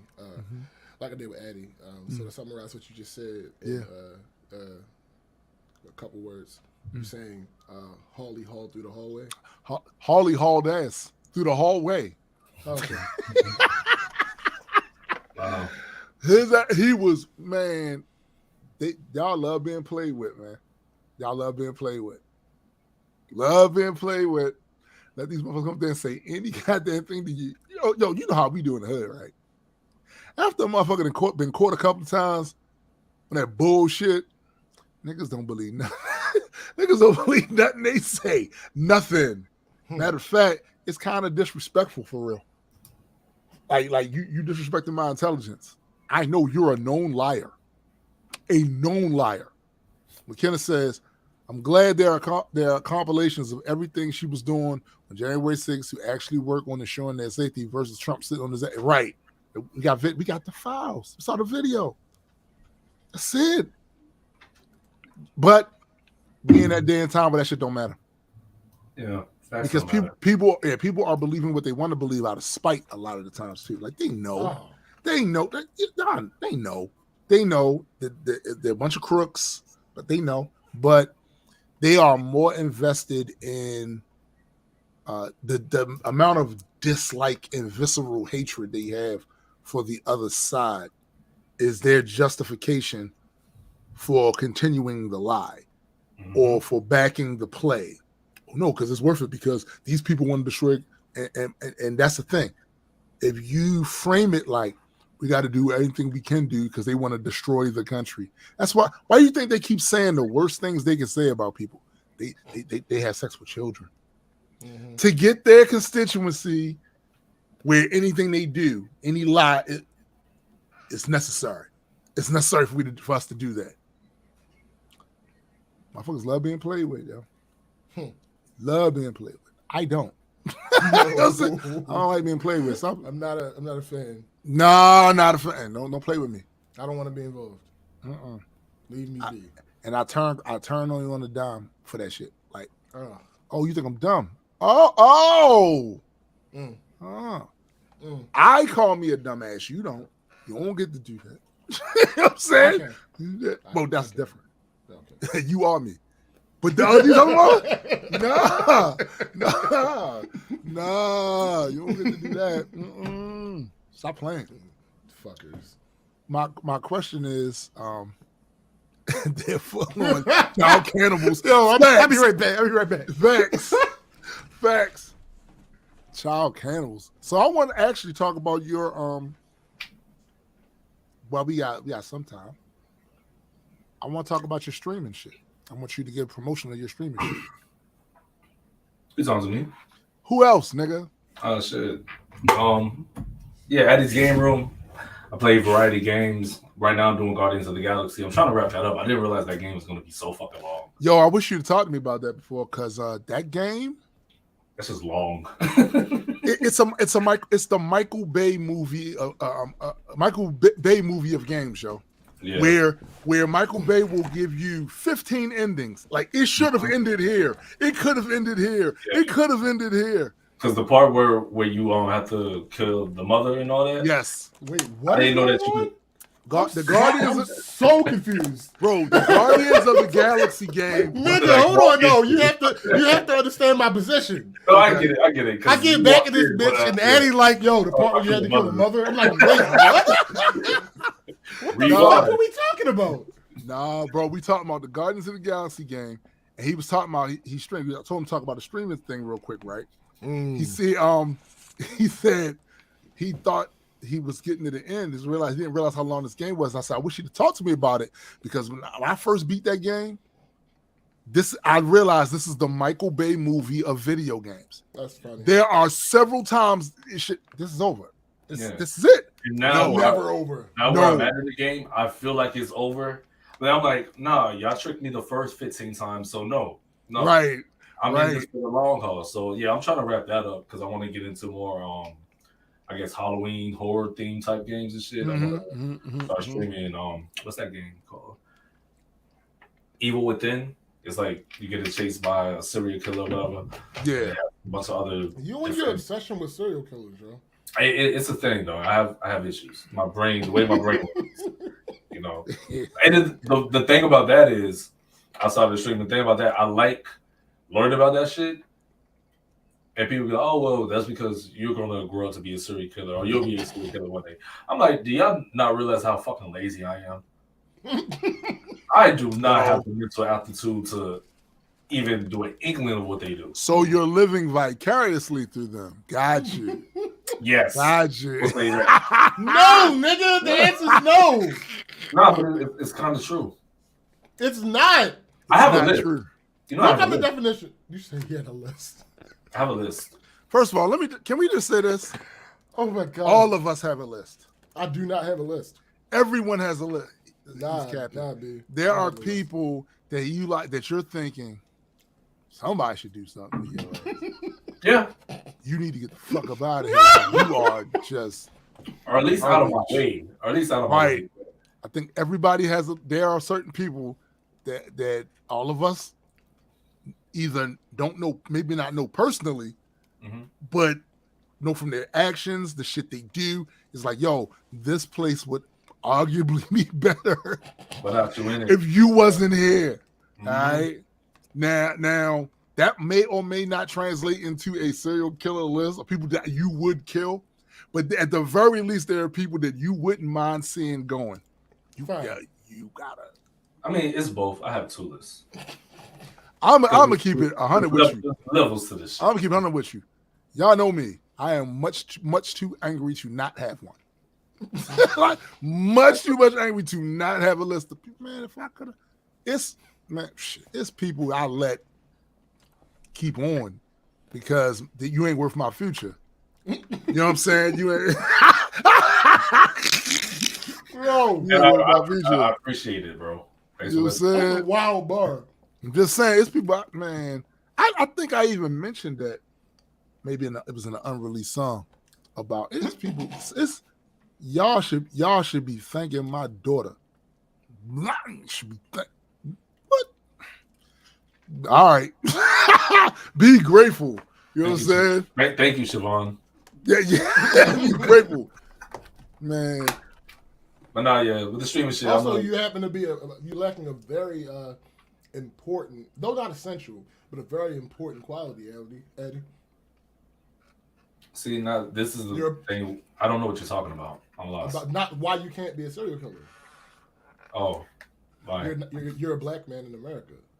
Oh, yeah, that's true. That's well, true. It's not a good he could be the anomaly because we've had anomalies. That's what I'm saying. Like the Beltway sniper. Necessary. Yeah, it's not necessary, but it's pretty important. Like it is. It's a big variable. It's statistically. And that's a lie. Yeah. That's a lie. It seems like a lot of fucking work, dog. Like I'm sure. Jesus Christ. Is it though? Yes. What the fuck is going on here? Like I be watching them. I am like, fairly how do y'all have all this time, and then some of them they be having regular lives and jobs and all that shit. Like, listen, right, listen. The problem is they do too much busy work. Yeah, they do a lot of busy work because they got these issues. And they have to check these boxes in their head. Oh, I have to do this to do this to do this. Like nah, just kill a nigga and dump him somewhere. Yo. No, we just talking, bro. No. What the fuck is going? No, stop. Oh, flag on the play. Like what? I'm just saying. No, don't say. No, I'm just saying, just tackle. No, don't say. I mean, look, Eddie. I'm just saying you gotta hear both. No. Yo, hit him with both sides. Stop. Fine, whatever. Forget we even had this conversation. It never happened. It's really hard. It's difficult to. I'm just saying they do a lot of busy work. Yeah, yo. Watching them do it stresses me out. Yo, can we just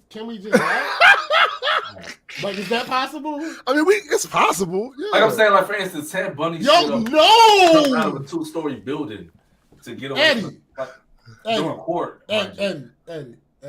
The thoughts expressed by one adequate is not necessarily the thoughts of the Black Culture Geek or the Multi-World Entertainment family. I just want y'all to know the list is wrong. No. The list has grown by 2 notches. It was already on. Stop camping. Stop camping. That's not true. Already on that. Already there. Yeah, I didn't write. No, but I didn't write y'all last names yet. So now I ain't worried till you put my middle name on there. So. Oh no, fuck the middle name, man. I ain't worried. I ain't doing all that. His middle name is Rodrigo. Yeah. So if you put Rodrigo on there, then yeah. It can be. For time's sake. So we get this over and done with. I don't like y'all. I know. Like, this is... Oh, all right. So, Tim. Yeah. This probably shouldn't be said on air, but whatever. Oh, okay. Y'all talking about killing people, so I think... Oh, shit. Cosby just said his first name is Rodrigo.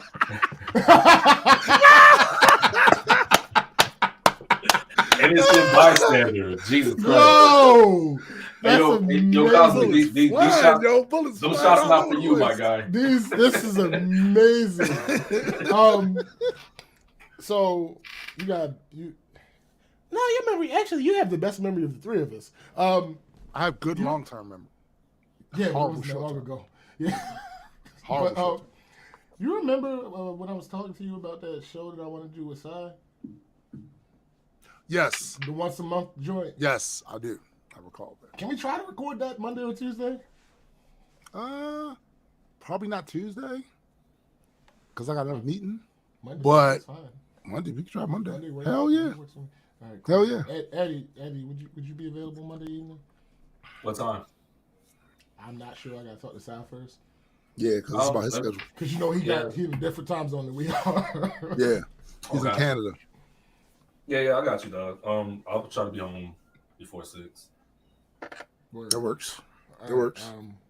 Yeah, because I have an interesting thing I want to do. What I want to do, I mean, we can tell these people this. One of the first, because I told you, but you probably don't remember. I have it written down. The first idea I had, but I had another idea. It doesn't necessarily have to be this for this one, but for one of the shows, to redo Phase 1.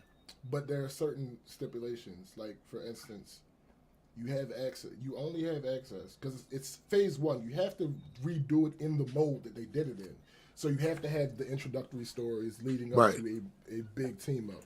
But you aren't restricted to the characters that they used. You're only restricted by the characters that have debuted in the MCU thus far. So you don't have to use the Trinity. You could use Spider-Man. You could use She-Hulk if you wanted to. Right. Use Moon Knight. You could use Moon Knight, but you couldn't use Ghost Rider because Ghost Rider's Robbie was in Marvel's Agents of S.H.I.E.L.D. Yeah. And by the way, he was badass. Yeah. He was. I mean, it spent a lot of money on the effects, which is why they didn't.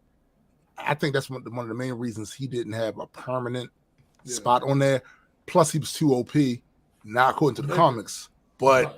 That's how he is. He's actually more so in the comics. Yes. But in the show, he was OP, yo. Mm-hmm. He was definitely OP, and yo, he was dope. Like, I love that. They need to bring that dude back. All right, so that was a bad example. You couldn't use Wolverine because as of right now, that movie has not come out. Exactly. Can't use Dr. Doom. Nah, you can't use Namor. The movie is not. If it takes us two episodes to do that, that's true. That's true. It depends. It's true. It's true.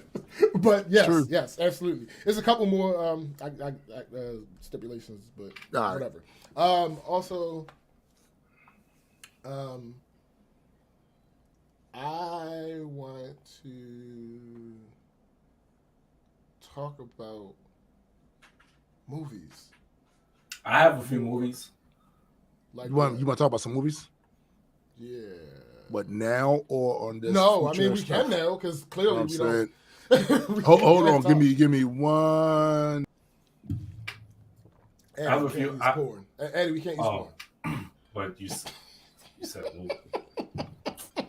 I mean, I'm just happy that you know me so well, though. Like, sis said, "Oh my God, San Diego Comic-Con 2023 is already a pain in the ass. Today is sale day, and the site went down. Of course, you knew that. Unless you were waiting there with the timer, and even then, you might not have been able to get in because it's highly touted. And what is this? The second one since the world opened back up. So, yeah." I think the first one, you had the people excited for it, but you probably also still had people that were wary about going. Yeah, because COVID. This being the second one, they out there. Everybody trying to be in there. Yeah, they outside. Everybody trying to be in there without question. Yo, Eddie, have you watched She-Hulk yet? Oh yeah, I've seen all of it. Oh, you see? Oh shit! I've been trying to catch up on my Marvel shit, and I just thought since She-Hulk's not funny. Heavy, you know what I'm saying? Mike said it's a Comic-Con DDoS attack. That's funny. But yeah, so you've watched all of it. Yeah, I fucks with it. I mean, with it. Okay, yes, we can talk about that when Tim get back. But yeah, yo, like I don't know. I kind of do want to go to a San Diego Comic-Con. Like, damn, sis, she said it was broken before it even began. Jesus. They got it. Maybe they were overwhelmed? Well, I'm often perplexed by that, right? Because, like you don't know who the fuck you are? Like, whenever situations like this happen... You think they'll be prepared for it? With these companies, right? Like, yeah, and they have the means to prepare for it. Nigga, like assume this is going to be the greatest that ever happened. Like, yeah, and that's funny because we talked about the same thing when Disney Plus first came out. Yes, it's the same exact thing. You're like, who the fuck? Like, who the fuck do you think you are? You don't know who you are. Like, I don't understand. Marissa says they fixed it. Push the start time back, and now you're in the queue again. God damn it! If it fails again, sis. Hopefully they were able to really fix it, because it's always possible it's going to fail again. But yes, Eddie, just like Disney Plus, yo, like, why would you, like, if you're a startup, prime example, Tim and Gray going to Dragon Con, right? If they run out of supply, that makes sense. Right. Yeah. They're a startup. Yeah. It makes total sense. Right. If fucking Feige and them was at Dragon Con and they ran out of supply, what the fuck are you doing? Yeah, yeah. You're doing something wrong. Facts. Because one, experience. Y'all been doing this for the longest time, so you can have a pretty good approximation of how much supply you're going to need there. And you got enough money and resources to resupply very quickly. It doesn't that part. Like we had to we flew my wife down to get us more plugs. You know what I'm saying? Like, right. Yeah. So it's kind of like what we would have to do when we would do pre-orders. We'll be like, oh, we're gonna have this amount, and just in case we do need more, we'll recoup that. Exactly. So wait a minute. Right. That's crazy. So Mike's saying that the Comic-Con had a DDoS. No, he was joking. He was joking. Sis was saying that she was in queue to buy the tickets and the shit broke. Wow. So now it's back up again and she's in queue again. Damn it. Sis says, look, it's not even for us. Returning registrants only today. But they sent us an email saying it was open registration today, so I'm trying to fill up. Thanks. I'm telling you, that is that's definitely a box that I want checked. Yeah. Going to the San Diego Comic-Con. That's what I was just saying that. Do you have to get invited to have a booth there, or probably all of the big shows? Yeah. It's not just enough that you fill out an application, but you fill out an application and then it's a vetting process where they go and they check to see what you are you legitimate, you know, that sort of thing. Even we got into Dragon Con under a loophole. We got in there under loophole. And because they do the exact same thing. And we're hoping that by next year, because it starts February, is when they start taking applications for vending at Dragon Con. We're hoping that we will have had enough content and stuff to up so they can go and do a Google search and see that we're not. But the odds are we might probably not going to have that exact same loophole, but we're still going to wind up doing some cons next year. And hopefully at least one of them is a big one. Because I ain't going to lie. Cutting your teeth. Crazy. Sorry. Cutting your teeth on a convention that important and that, large, it's kind of spoiling. Like, it is, because I've been to the other ones that are smaller ones, stuff like that. And they're cool when you go there as just a regular person. But going there as a business, pushing your comic book. Yeah. Oh, is it now, sis? Because I know there's one Cindy want us to do this down there too, down in Florida too. But the Orlando Comic-Con is nice, huh? Is it though? I don't know. I had to go check it. I had to go check into that. Get our publicist to check into that. Hey, just saying. Absolutely. There's a very rare occurrence, Tim. What's that? Addie is caught up on She-Hulk. I don't believe you. You need more people. Told me. I finished that shit. I think it was last week. That was the last one. I don't know. I mean, I didn't watch them like every week. I let them like build up and shit, or I like kind of made myself forget that it was on. And then you binged. Yeah, I would like when I first started. It was already 2 episodes in, and then when I watched it again, it was like 3, and then I think like 1 and then 2 after that. So I'm wondering how many people have finished it. Hold on, wait. So Eddie, you haven't finished it. I finished it. When they went to the little gala shit. Shut up. Oh my bad. Wait, we're contemplating if we're gonna do this or not. Yeah, because I'm trying to figure how many people have seen it. 1, and 2, how many people have a desire to see it. If we have a desire to see it, then it don't matter if we talk about it or not. But this is what we're gonna do. We're far along in the show. So everybody, we're about to talk about She-Hulk. Yeah. Spoiler. If you don't want to be spoiled, then you may have. This may be in the time. Yeah. This might be the time. So spoiler alert. Spoiler alert. Spoiler. Bing. Spoiler alert for She-Hulk. All right. So the first thing I have to talk about the whole She-Hulk thing is the amount of man babies. Oh my God, that's gonna be part of my. I'm telling you, that's gonna be part of my next deeper dive.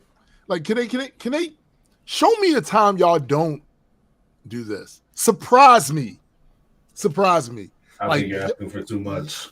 Y'all look so hurt and so soft and so pathetic because y'all jump at every fucking thing. Like, yo, if it's not She-Hulk, it's Cat Marvel. Mm-hmm. You know what I'm saying? If like y'all jump at every fucking thing, and y'all have the same arguments every time. And in the case of She-Hulk, they took it to you. Mm-hmm. They took it directly to you, right at you, in your soft ass face, just right there. They basically called you out. Yeah. Mm-hmm. They called you out, and honestly, you can say what you want, but that's how y'all look. That's how you look to the rest of us. That's how y'all look. No, yo, hit dogs holler. That's what the fuck this is. Yeah. I bet you any of those people that got to that last episode started hearing shit that they say. Yes, absolutely. And it made them even more upset. I promise you. Yo, it's crazy because, like, I just want to know, can y'all even enjoy anything anymore? This shit doesn't seem like this is for y'all. So I know, as much as I know y'all don't read the comics, I know you don't read the comics. I know you don't. You stunting like you are. You're doing that whole thing where, oh yes, I'm a comic book aficionado. No, you're not. Because if you was, and if you ever read She-Hulk's comic, which by the way, I used to get them from my kid when she was younger. And it started with I had a supervisor who was a comic book collector, right? And he was getting rid of a lot of his books because he had way too many. And he said, well, you got a daughter, I got a whole bunch of She-Hulks. Here. So of course, I'm gonna read them before I can hand them off to her, right? Right. Yo, this show, not that far off from a lot of her early work. Not that far off. Yeah. So when I see them complaining and whining and bitching and kvetching and all this other shit, the first thing you know, the moment you hear anything, I don't even got to see who said the actual negative thing. All I have to see is the criticism, and I already know what I'm working with. Mm-hmm. It's always a sausage party. It's always a sausage party. No, I always know what they look like. We can't use that because that was a really good movie. It was. I recently watched it again. Oh my goodness, this shit's hilarious. I don't want it to be related to those fuckers. Marissa says to the hit dogs, how about a hit Herschel holla? Yo, Triple H. Funny. That's hilarious. What up, Fab? What up, Fab, bro? The problem with She-Hulk. Incelic man babies. Yeah. When Cyrus posted that, he's not relatable because he had sex. That's the crazy bar. The crazy. Wait, what? But here's Eddie. Exactly. That's what all of us. Eddie, let me tell you. That's it. Okay. Every stereotype, every stereotype that they claim was a stereotype that we had about them. Mm-hmm. Them saying that they're fulfilling all of fulfilled it. Wait, hold on. Give me context. He said that. So when the Daredevils, the first Daredevil scene, the first episode in which Daredevil was in. Right. After that episode aired, there was an uproar on Twitter again about him not being relatable because he had sex. Man, now, like I said, that's going to be one of the main topics of this next deeper dive. Yeah. But I can't talk on deeper dive like I can talk with here. So, right. You fucking douche waffles. Like, what the fuck are you talking about? Here's the thing that pisses me off. Not only are you exposing yourself. Yes, you are. Not only, no. I wish it was. It was so many. It wasn't one person. Yeah, it wasn't one person. It was a bunch of these motherfuckers. Not only are you literally like, tell me you're an incel without telling me you're an incel. Yeah. But on top of that, you're fucking plebes who claim to be a fan of a character that you clearly are not a fan of. Right. So here's the thing. I don't publicly gatekeep. Me either. I do it privately. Yes, absolutely. Douche waffle. So I don't publicly gatekeep because there are legitimate reasons why someone may not quite fit tightly wrapped into this demographic that you feel like they should fit absolutely into. So I don't publicly gatekeep. But what I will say is I'm fine with it's not in contradiction to what I just said, but I'm fine with a person that has watched the MCU and has only watched the MCU and has not looked at the comics because for several reasons, but chief among them at this point is that the MCU has over a decade of lore for you to now have absorbed and to be an expert on. And because at the rate at which they come out now, it's a lot of fucking information. It is. So I'm absolutely fine with you only watching the MCU. Facts. That being said, there's no excuse for you because we have precedent. The Daredevil show. Yeah, where he there clearly was a fucking show where he had sex with every female character except for Foggy's girlfriend. Yeah, facts. What the fuck are we talking? He's Catholic. He's not supposed. He's always been Catholic. He's the devil of Hell's Kitchen. What the fuck do you think that means? Hold up, stop. He's always been Catholic. Bruh. In the comics, as well as what are y'all talking about? It's one of his defining characteristics. What are y'all talking about? It's one of his defining characteristics. And even with that, another one of his defining characteristics is he's a ladies' man. Yeah. Bro, do y'all not know how hot Elektra is in the comic books? Bro! Y'all not know? That's damn near his life partner. What are y'all talking about? Like, she is his paramour. She's his life and death partner. Right. Many times I asked him died. Nigga, what is going on here? What are we doing? What? See, this is where I do publicly gatekeep. Nigga, yes. I publicly gatekeep people who front like their comic. They read the books, and then they get on here and try to down talk the people that haven't read the books, as if they are from that club that had, because I feel like they put a bad persona on those of us that read the comic books. See, with me, I'm just happy y'all liking the characters that I like. Y'all have been introduced to the same characters that I thought was awesome 30 years ago, 40 years ago, right? Now that I got more people to talk to this shit about, it theoretically should be having a good time. And I'm not, because y'all motherfuckers. What's the word of the day? Douche waffles. What the fuck is wrong with you? Like, it's one thing, right, to be a piece of shit human being. Yes. Right? That's one thing. Yeah. And you know how we feel about that. We talk about that all the time. Right. But to now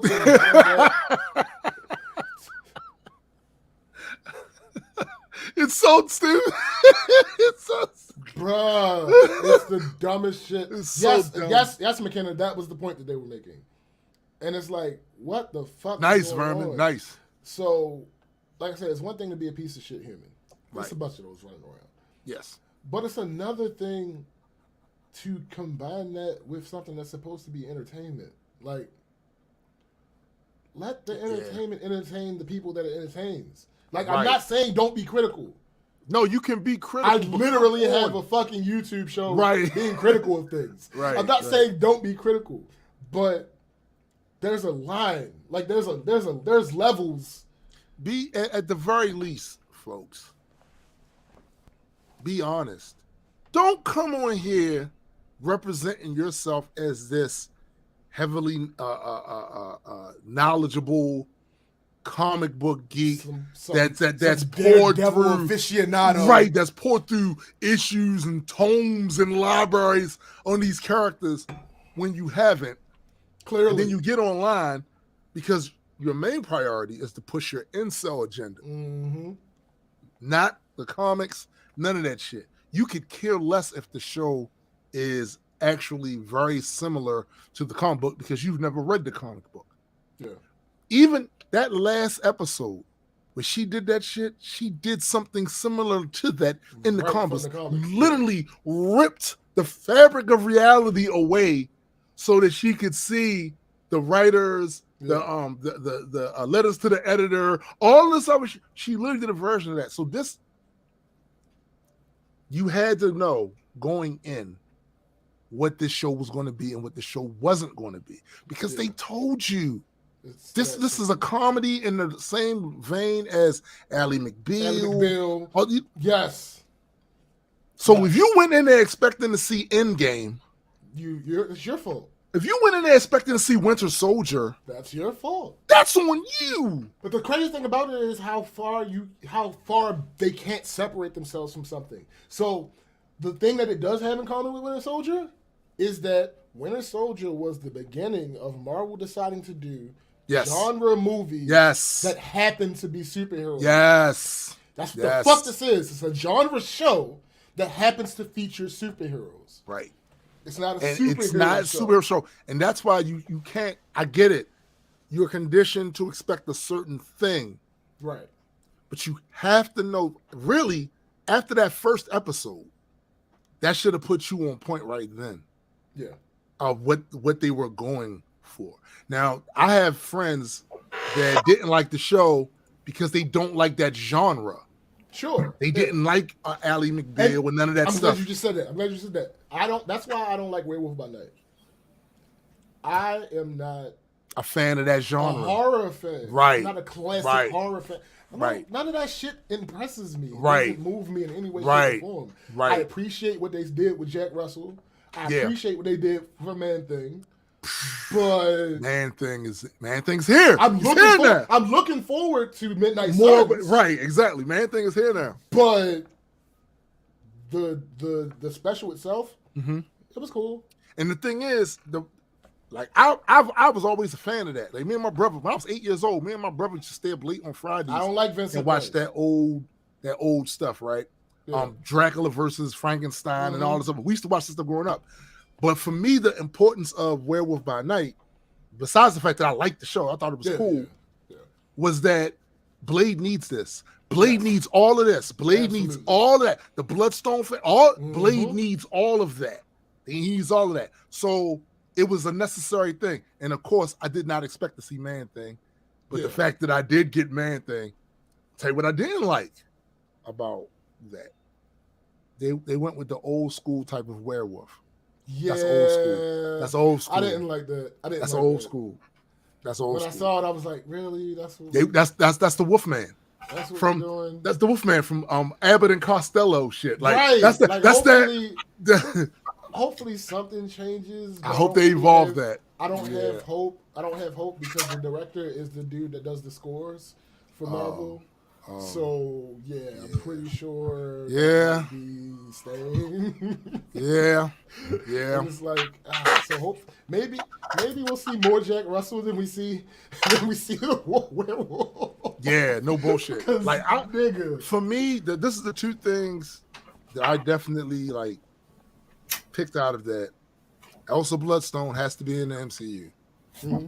He has to be, especially since they killed Ulysses off. We didn't even get a chance to see Ulysses do anything, right? He's dead now. So Elsa needs to be there. And Man Thing. Yeah. Like, Man Thing is, and for those of you that are tempted to say, he got it from Swamp Thing. No, Man Thing predates Swamp Thing. DC got Swamp Thing from Man Thing. So let's stop that because I already know there's some people that are they're DC fans, which I'm a DC fan too. I like the comic books, but there's some of y'all that's very salty because of the uneven success metric. Right. With the Marvels in the movie and DC. So y'all looking for anything to hang your hats on. No, Man-Thing predates Swamp Thing. Yeah. So stop it. Yeah. Stop it. And Man-Thing does predate. Never mind. Shut up. Yo, so, this dude is ass. Y'all can't stand him. I don't know why he stays around. I really don't understand it. But it is. I mean, just to be fair, I'd be quiet for most of the time. So that's very true. That doesn't change. Doesn't change anything. Hedging yourself doesn't really absolve you. Because we know it's coming. Yeah, we know it's coming. Crazy. Shut the fuck up, yo. Yo, I can't stand this thing. But anyway, so I mentioned criticism and the whole deeper dive thing being criticism, and it's like, okay, it's more so what I do more than anything is I criticize critiques. Right. There are times where I'll just criticize a piece of work, but often I'm criticizing critiques because I think a lot of critics take themselves way too seriously. Yeah. And I also think things way too seriously. You're doing the All Father's work because that needs to happen. The reason I say that is because, like you said, they take themselves too seriously. But also, some of their critiques are not moored in reality. Right.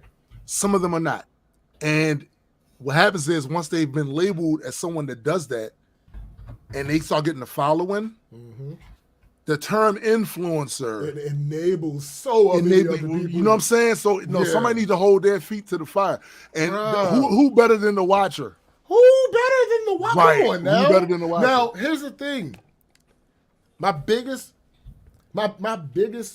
category of critiques that I hate are ones that confuse the subjective with the objective. Yes. You not liking something doesn't mean it was bad. Right. Or, I'm sorry, doesn't mean it was wrong. Right. You may consider it bad. That's fine. You're entitled to that opinion. But that doesn't mean it's wrong. It's like, for instance, I was watching one of the YouTubers talking about She-Hulk, and they were like pounding. No, like you paused, so I was just like, yeah, go ahead. On the whole thing about Titania, and they were saying, like, they hated that we never got a reason for why she broke into the courtroom, and then they brought up that fans were saying she literally told you why she broke into the courtroom. She was saying that she was late for court and she was shortcut. Right. And like, yeah, but no, that's not. No. We don't get to say no. It's what the fuck was said in the show. That's what was said in the show. It's what was said there. You not liking that explanation is fine. Does not mean that they didn't give an explanation. Doesn't mean they didn't give an explanation. Like, what? What are you? Yeah. It's literally there. You know what else I think? It's literally there. I think that because they already have their minds like focused on not liking it, they're omitting things that happen. Like they literally don't even hear that. They probably didn't hear it. They're too busy hate banging on it, hate watching it, that they're not actually like doing a true deconstruction of what's happening scene by scene, and then act by act. They're not doing that shit. They're just looking at it for things they don't like. I don't like that. I don't like this. I don't like that. I don't like this. And they pick and choose what versions of realism they will accept in these things. Absolutely. Like, it is absolutely realistic to do some shit you're not supposed to do because you running late, run into somebody that fucks that up for you, and then from that moment on, it's on site. Right. Yeah. Right. It's absolutely realistic. Like, yeah, it is. Obviously, it's enhanced because they have superpowers, but it's a realistic thing. This Vermin, watching it just to better shit on it. Yep. Yeah. That's what a lot of them doing. It's not what we say like on Facebook even, like we don't post things that we dislike. I mean, if there's something we dislike, we'll post about it, make a little joke or whatever. But we don't like go on Facebook to you don't dwell on it. Yeah, you know what I'm saying? Like, it's weird that people don't watch things that they enjoy. Like, if you don't like it, the first episode, then just move on to the next shit. Yo. You They feel entitled. There's a couple of things, yo, I've seen with them. Like they feel entitled to Marvel's decision-making process. No, this is the content that they're presenting. You watch it or you don't. But they're the ones that are going to make the final decision on it. Y'all don't own these characters. No. And goddamn it, as somebody that now owns a comic book, I'm not gonna say that. Those characters belong to them, motherfucker. Fair. You don't have to like it. No one's telling you you must like it. Right. But this is the sense of entitlement. Like these motherfuckers running around here talking about they should boycott Black Panther because this is the biggest attack on Black male superheroes in the history of super. Are you fucking nuts? Are you fucking nuts? Y'all was all. Here's the thing that's crazy. Y'all was all cool when T'Challa was the king, right? And you clearly see he had an entire fighting force, all women fighting force, literally surrounded by women. Nothing the but only women. man at the end of that movie that was in any good side really was M'Baku. Yes. Right. Yes. So you already know the stakes. So if they killed T'Challa, which by the way, can y'all miss me with saying that, so you can't live vicariously through Shuri as Black Panther? Right. Like Shuri's not black? What are we saying? So that means you can only live vicariously through Black male characters. Right. Like they're the only ones that count. Is that what you're saying? They're really saying a lot while not saying nothing at all.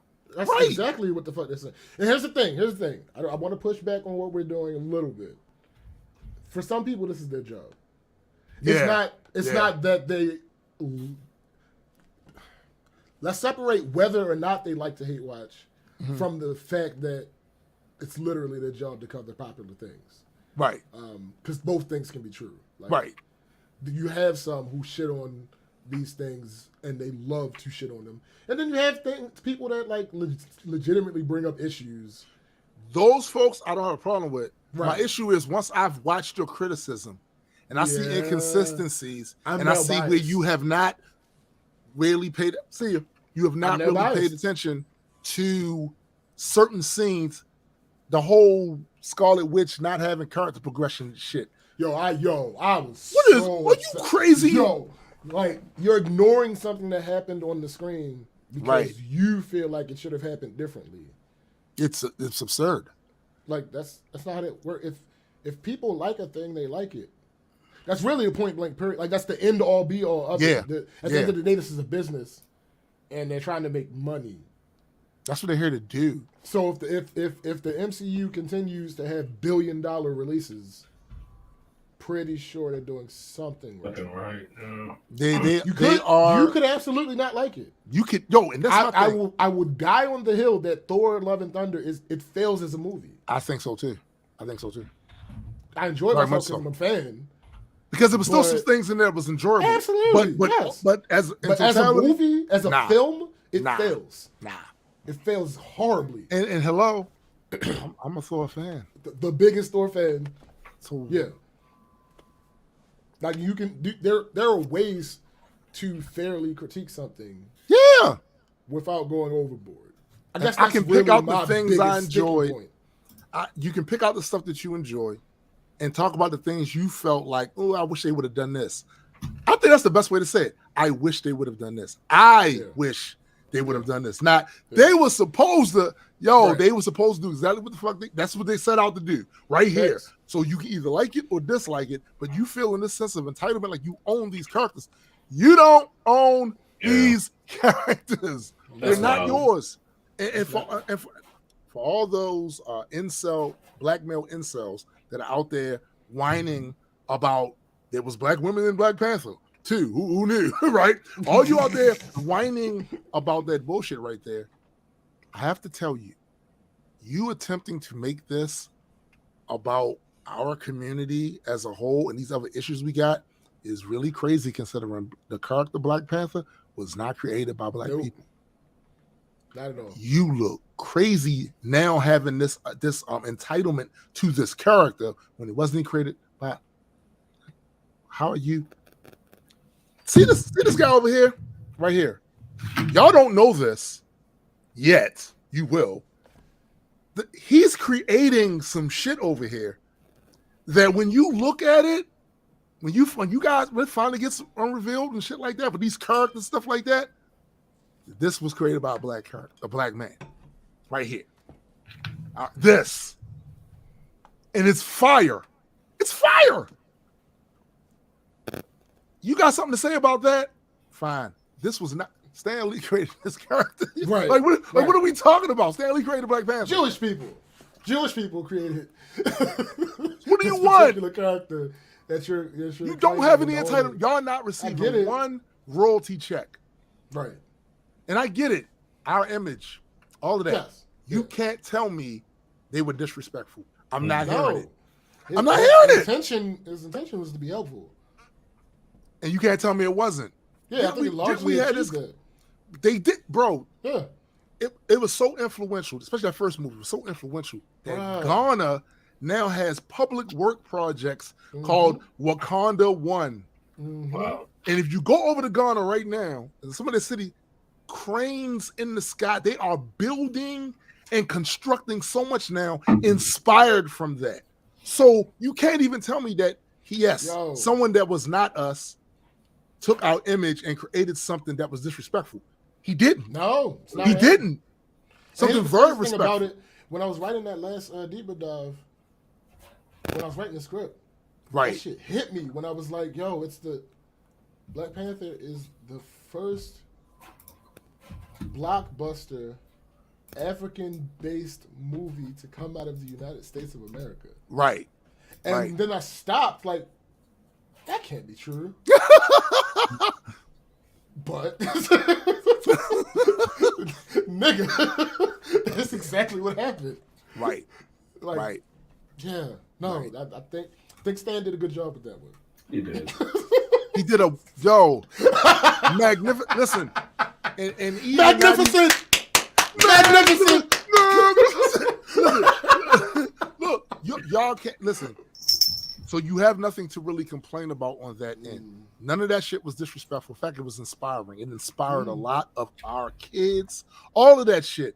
So good job. And when somebody does a good job, and it's not with all the disrespect that has been done to our image for the past 400 fucking years. Right. When somebody outside of our group gets it right to the point where we don't feel no kind of way, we don't feel disrespected, we don't feel none of that. Applaud that. Yo, accept that win.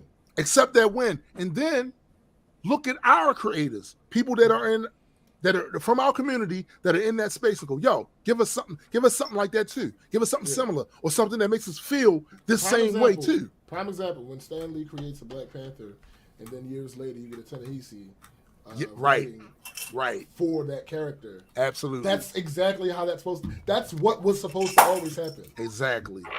That's how that was supposed to go. And it went that way. There's nothing to complain about.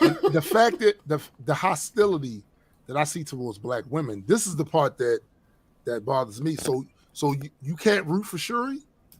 As black, you can't root for them? Point of order, sir. I will not be rooting for Shuri. No, you won't be rooting for Letitia. Yeah, I ain't gonna hold you. Right. She can lead a movie for all I know. But everybody else, yeah. Oh, y'all can't from Dominique to Angela to Lupita to Denai, all of them. Yeah. Oh, I'm rooting for them. Yeah. But why you not rooting for Shuri though? He's rooting for Shuri, not for Letitia. Joe, she was on some bullshit. She's a wackadoodle. Yeah. She's fucking wackadoodle. Yes, she is. Right, I can't. Why? I just don't see like the vaccine. It doesn't make sense. Yeah, she was on that shit, yo. And for you to be someone that's portraying a science-based character, like nigga, like you're effectively, for all intents and purposes, you're the smartest person in the MCU. Yes. Then you did that. I can't. Go the fuck away. Go away. You should not be attached to this IP. Let Shuri at the end of the movie go off on a voyage or some shit. Right. And never be seen again. let's have that happen because exactly, sis.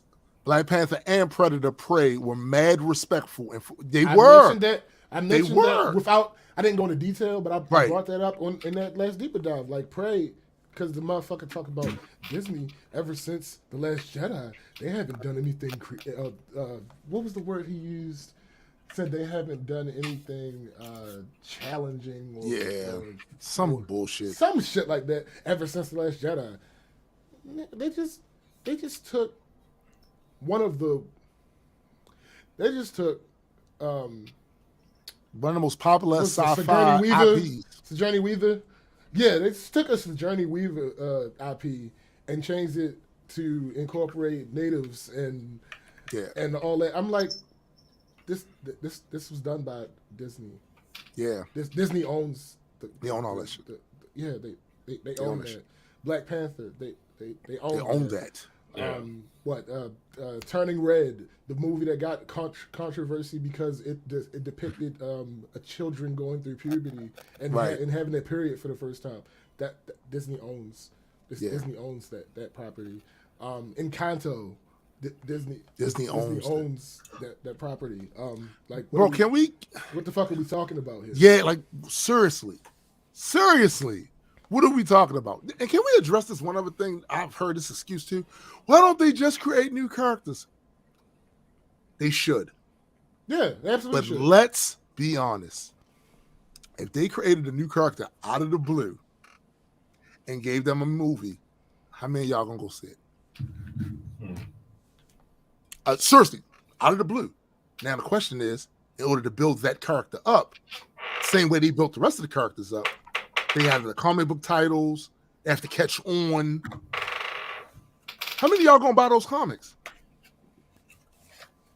Also, it has to be good. But here's the thing.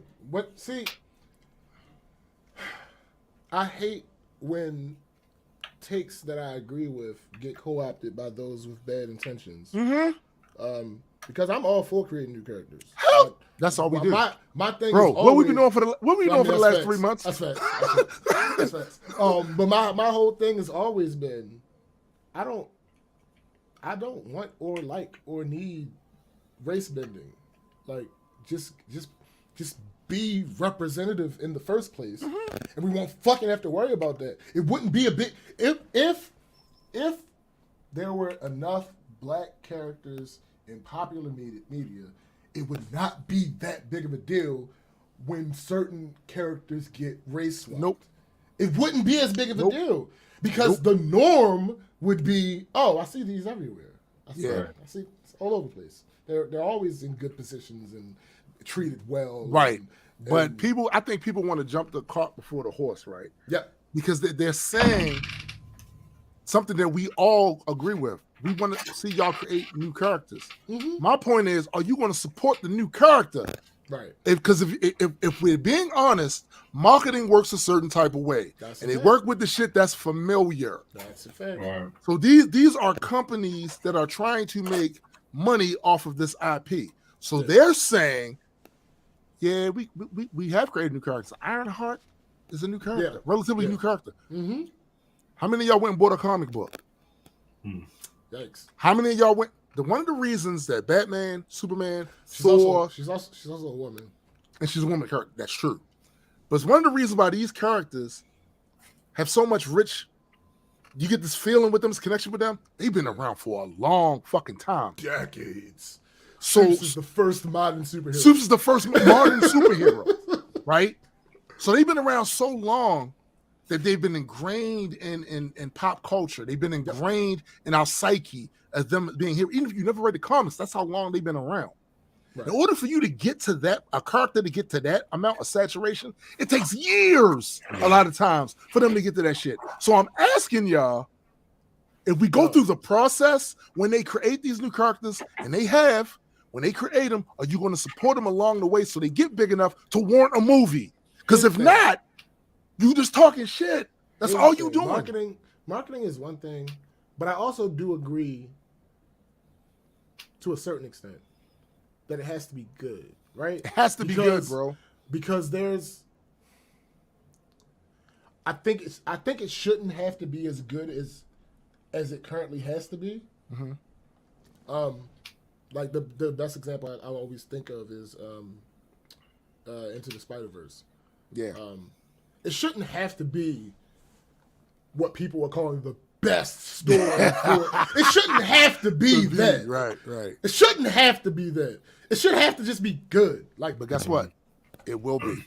Like this is the way people. This is how people consume content. This is how they get attached to it. This is how they feel like I must follow this. I must when new shit coming out based on this. I want to see that, and that's not done overnight. Yeah. So I think it's unrealistic to say, well, if they create new characters, I'll watch them. Will you though? Will you? Really. Here's the thing, and this is why I always go with this, because when I say I am different than them in that when I say create new characters, I don't always literally mean create new characters though. Right. Like the example that I always give is I do not want a Black Superman movie because Static Shock exists. Right. Yeah. No, he's not technically a new character, but as far as a movie adaptation, it will be a new character. Yeah. And somebody might say to you, they're not the same type of character. Yeah. They're not the same type of character. Right. If we want to talk about diversity has more meaning than just what race the person is. Yes. So yes, if I want to see a goody two shoes, all powerful being that just doesn't use all of his powers because he's so good and blah blah, right, then I could also see a troubled teenage scamp that happens to get powers and is navigating also being a teenager with also living in the area that he lives in with also all this other. And also there are already Black Superman analogs. Yep. He literally does not have to be Superman. Black Adam. You have Icon. Icon is an alien that came here. He's not really black, but that's the image he took because how long ago he came here. He literally has most of Superman's powers. You have Blue Marvel. All of these are analogs because, again, Supes was the first modern hero. He was the first, right? He was the first modern hero. There are a lot of analogs. Yeah. He doesn't have to be Superman. Yeah, no. He doesn't have to be Superman. Now, I do think Marvel is good enough at what they do to take a Blue Marvel and make a movie right now. Sure. And people will go and see it. But I remind people, Blue Marvel has precedent in the comic books. He's literally been in the comic book for years now. He's part of the Ultimates team. Yeah. He had that medium-sized arc in Avengers when they first brought him back. So he's got precedent. People can go and find the comic. They can go find, oh yeah, this is Blue Marvel. They have those. Just put them there. Yeah. You don't need to do that. Yeah. You don't need to do that. Yeah, that's what I'm saying. Like, yeah, a way to say it would be instead of saying create, it could be introduce. Yeah. Introduce new characters, not necessarily making something new. But and there is a Black Superman that's not Clark Kent, that's not Kal-El. Yes. He's not Kal-El at all. He's from a different whole reality or whatever. Mm-hmm. But the whole thing is, it's the basic Krypton, Kryptonite, the S on the. It's that thing, right? It's that thing. Yeah. So you're still leaning on the earlier work, but somebody might also make the argument that if I introduce a brand spanking new character in a movie of a character that we already know and love, this character is still leaning on the work of the well-known character. With that. Yeah, there's no issue with that at all. I don't give a fuck. Listen, I don't care how you get there. Right. As long as it's not stupid. It's got to be good, yo. It got to be good. Yeah. I keep going back to it. Got to be good. Like, gotta be good. I know that there are those of us that just want black because it's black. All right, fine. I understand you. I will never. There are certain things where that's applicable. Entertainment is not one of them. It got to be good. And the main reason for that is it doesn't have staying power. Right. Like yes, you would technically have the numbers. And I might feel that way, but we are in the majority. The majority has to feel something. You have to feel something for that to last. You can't just completely alienate. And that's funny. It's a part of this deep dive that I'm working on because I was watching. There's a channel called Cinema Wins. Mm-hmm. They directly came because of the channel Cinema. Shut up. Yo, your ass. Because of the channel Cinema Sins. Right. And he's like saccharine. Like he goes out of his way to find the positive. Right. But normally he's not delusional. Right. He'll still bring up the things that don't quite work. Yeah, he don't think work. Right. And the vast majority of the things that he talks about is the positives in movies and stuff like this. Right. And I've noticed that he's been on a acceptance type of thing. Quick side note: this girl I used to talk to was like, "You're so much different than every black man that I've ever met," and blah blah. I'm like, because I feel like people should be allowed to live their lives. And she was like, "Yeah, that's that's the difference. I don't give a fuck if you're gay. I don't give a fuck if you're trans. I don't give a fuck. Like none of this. How does that affect matters? me? Yeah, like you're are you a human? Are you decent? Are you a shitty human? Right. Because that's going to affect me more than that other shit. Much more about that. Yeah, than you anything shouldn't. else. But anyway, so like he's one of those types of people. Like he lets people live and be what the fuck they want to. Like he's on that type shit. But even a working clock is wrong every once in a while. Of course. He did the video on Captain Marvel, and it was going so well. It was going so well, and then he got to the controversy surrounding the movie, and people don't care about a woman protagonist, because these other examples exist where the people didn't riot. It's really just Bree. They don't like Bree and blah, blah this and blah, blah that. I haven't seen anybody say anything about it being a woman. All right, so now you're being disingenuous. Yeah. No, maybe not. You might literally maybe have he not didn't say it. It's possible. Oh, yeah. And I believe him because, like I say, his track record. Yeah, okay, yeah.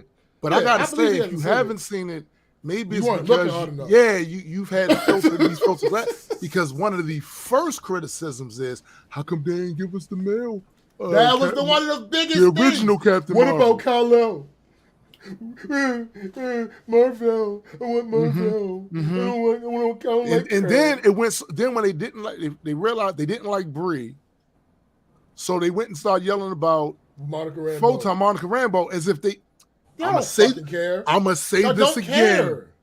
If y'all loved Monica so much, why didn't you buy her book? This is what I was talking about.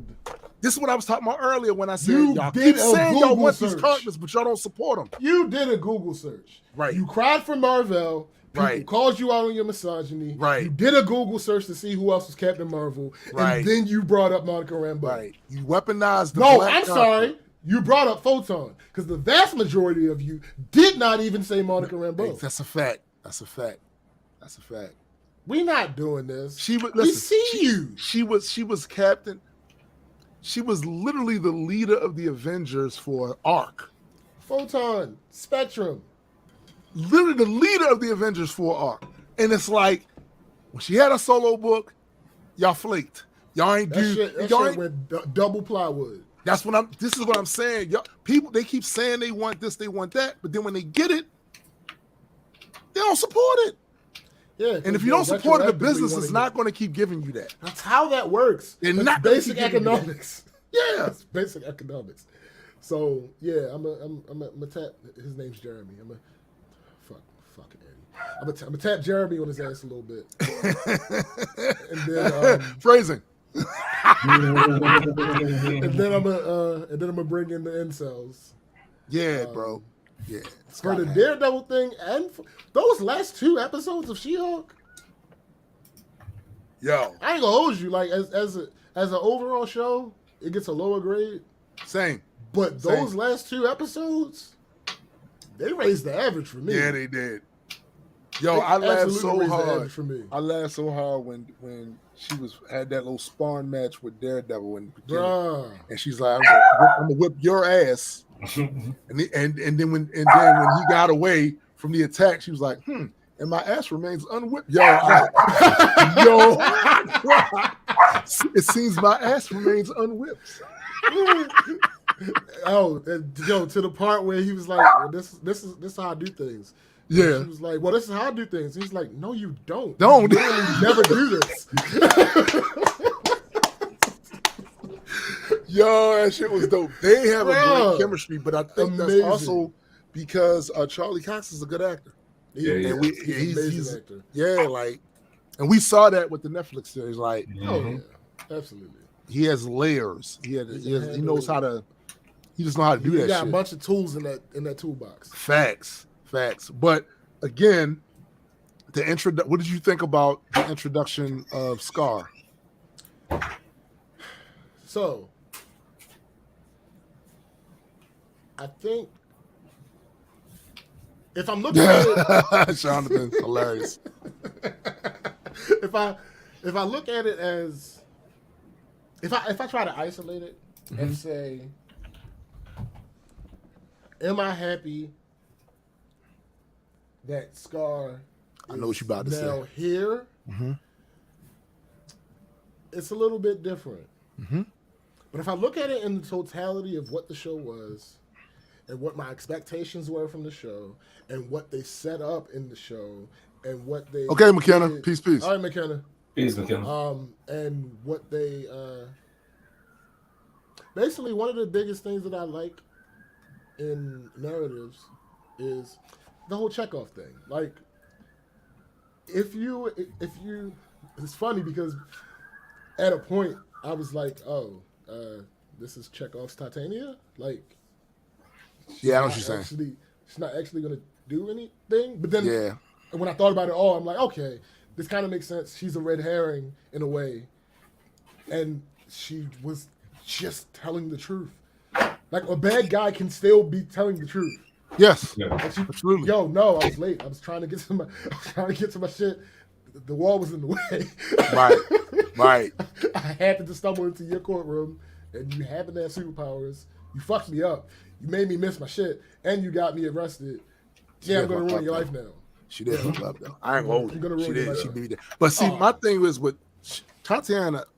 Tatiana is one of my favorite that they don't use enough, even in the comic books for me, because the relationship between her and Absorbing Man, right?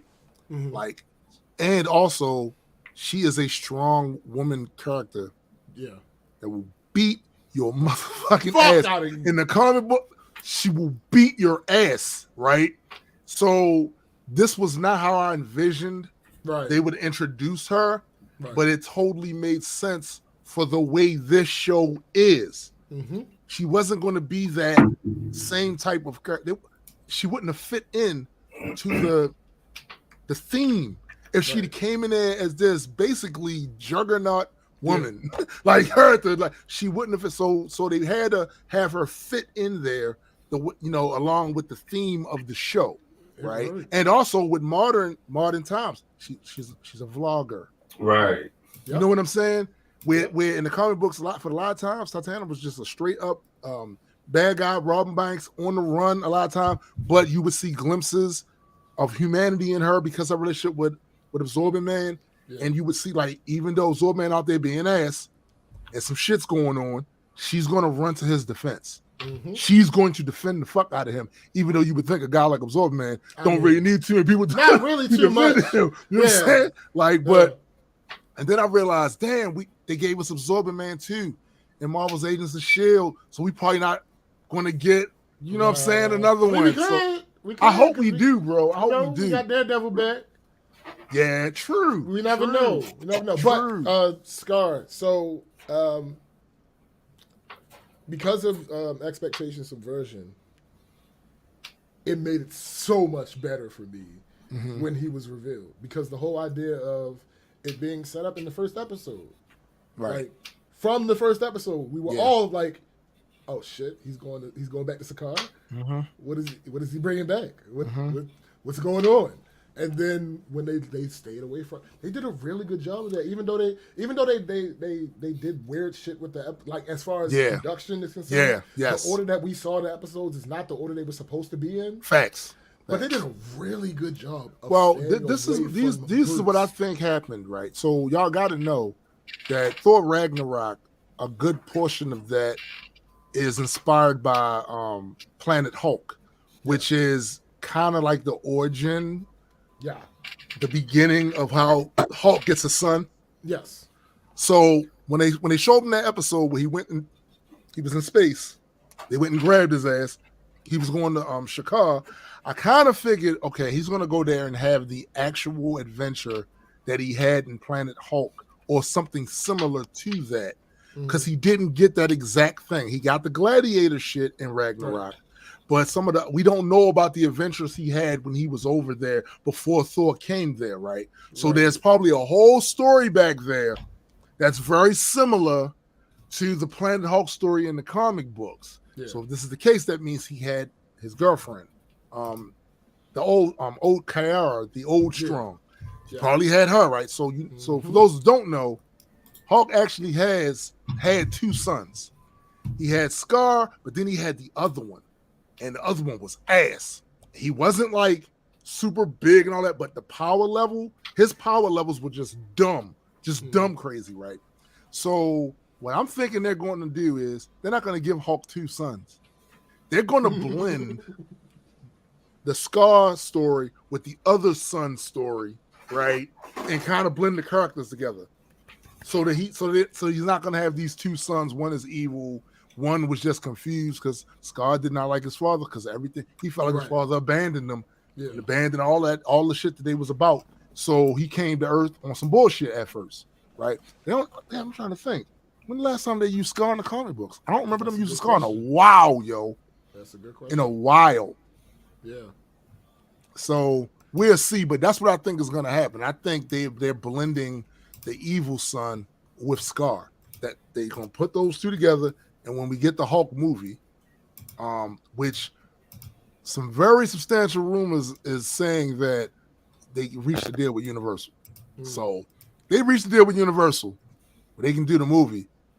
And I'm looking at some of these little Easter eggs they dropped in the She-Hulk movie, some of the things they said in there. It's like, we're going to get a Hulk movie. We're going to get a Hulk movie.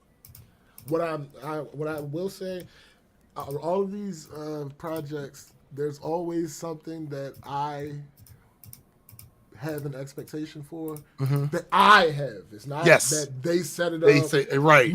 I have an expectation just from my knowledge of what has happened in the comics and all that other shit that I want to see and then end up not seeing.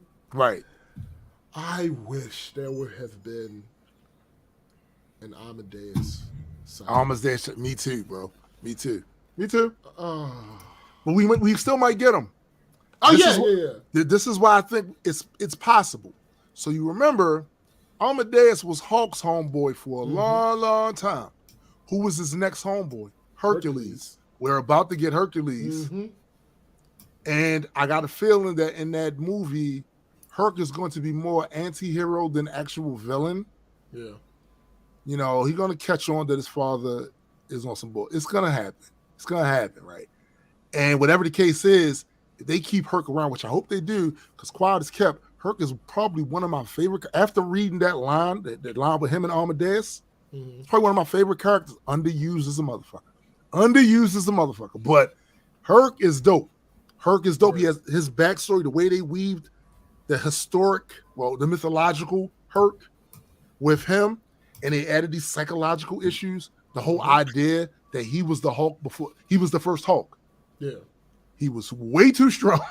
Right. And it was even worse for him because, you know, nowadays we have titanium, steel. Back in ancient Greece, he had wooden shit, this and stone. He was breaking every fucking shit up left and right. Right? And he could control his powers, but it was hard for him to find a balance. Everybody wanted something from him. He was impulsive as fuck. Yeah. Yeah. So and then he was being attacked by his I guess she's not related to him, but I guess namesake, because they did name him after her to try to make her feel better about Zeus's infidelity. But whatever the case is, right? He had a lot of issues going on there, and he had temper, just like the Hulk. He was the first Hulk, and the way they write that into his character, into the story. This is the reason why I always bring this up to Napalm too, because Napalm always talks about the World War Hulk story where Hulk beats up on Herc. Herc did not fight back purposely because he related to Hulk. He was like, I was you. 5,000 years ago, I was you. I was you. So I get it. He didn't fight him back. But when you go and read one of the newer ones that's based off of the Maestro Hulk version of Hulk, and he fought Herc then, in the future, yeah, that's what I'm talking about. Right there. That's Herc. Stop playing. He's the son of Zeus. What are we even doing? Like, Yeah. Stop playing. Yeah. I mean, but he is a demigod though. Yeah, he's not full on. Well, sometimes Zeus makes him full on. When Zeus, Right. you know, he kind of. Come on, Eddie. Sorry. Yo, he's ass, yo. He's ass. But like I said, man, I know we went extra geeky with the comic shit, but that's kind of what we do on here too. We literally started this show based off of that. Based off that shit. All facts. Oh, James, I wanted to say, because I haven't said it before. I'm really digging the names of your shows. What you mean? The names of the deep Deeper dive. Okay, got you. I'm really digging that, dog. I hate you. For Yo, I various can't reasons, stand him, you yo. know. I can't stand him, yo. I hate you. I'm just saying, you came up with that by yourself. What was the inspiration? I really hate you with a passion. All right. If I told you, I actually can't tell you that on air. Well, we about to get up out of here. So, first of all, let me get a shout out to everybody once again on another Saturday. You guys showed up, showed out. We had laughs, talked about some stuff. Again, publicly, on behalf of the show, condolences to SBJ's family for the loss.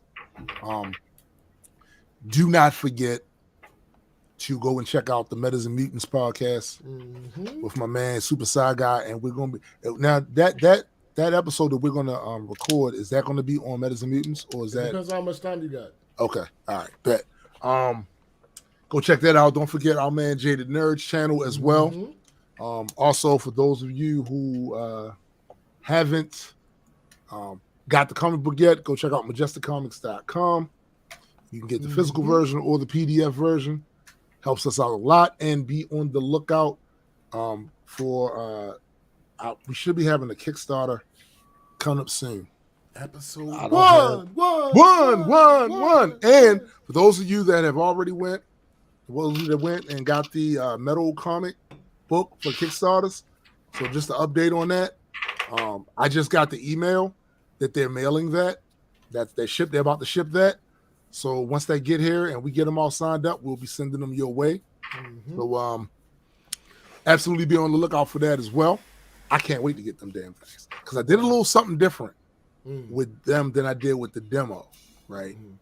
So I can't wait to see. I can't wait to see that shit. But anyway, for my man SPJ, hold up. What? Eddie. Oh, I thought we already talked about Eddie's show when you took that walk. But yeah, let's promote that. But yeah, let's promote that. Promote your stream, yo. Your audio went stupid. You sound like a robot. No. But yeah, y'all make sure y'all check out my stream at Eddie's Game Room. I'll probably be streaming tonight. I'm close out of Guardians of the Galaxy, so yeah, y'all check that out. Word. Oh, he's helpless. Temporarily helpless. Oh, it's just fucked up. He broke it. Yeah, he broke it. Damn. He broke it, and then he broke it again. He broke it trying to break it, and then he broke it trying to fix it. Damn. Stop it. Not at all. I can read your lips though. I don't like him.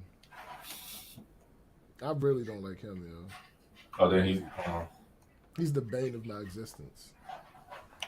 I ain't gonna hold you. Like, not the bane. Until now, yo, you wait until now to have these like catastrophic audio. What if we were doing something more important that was like to make money or something like? Nigga, sis said Tombstone the Dalek. Yo, I don't get it. I don't understand. I don't know what the fuck he's doing. I don't know if he had anything else important to say. I don't know what's going on. I don't like it. There he goes. This driver is jumping back and forth from my audio interface to the VR headset driver. Gosh. You gotta fix that, bro. Yeah, you gotta get it. And now your audio's going again. So anyway, we up out of here before this thing explodes on me. We're up out of here. Promote your show. He did. Oh, I already did, bro. Yeah, I didn't hear nothing. So anyway, y'all enjoy y'all the rest of y'all weekend. We'll hit y'all next week. Peace.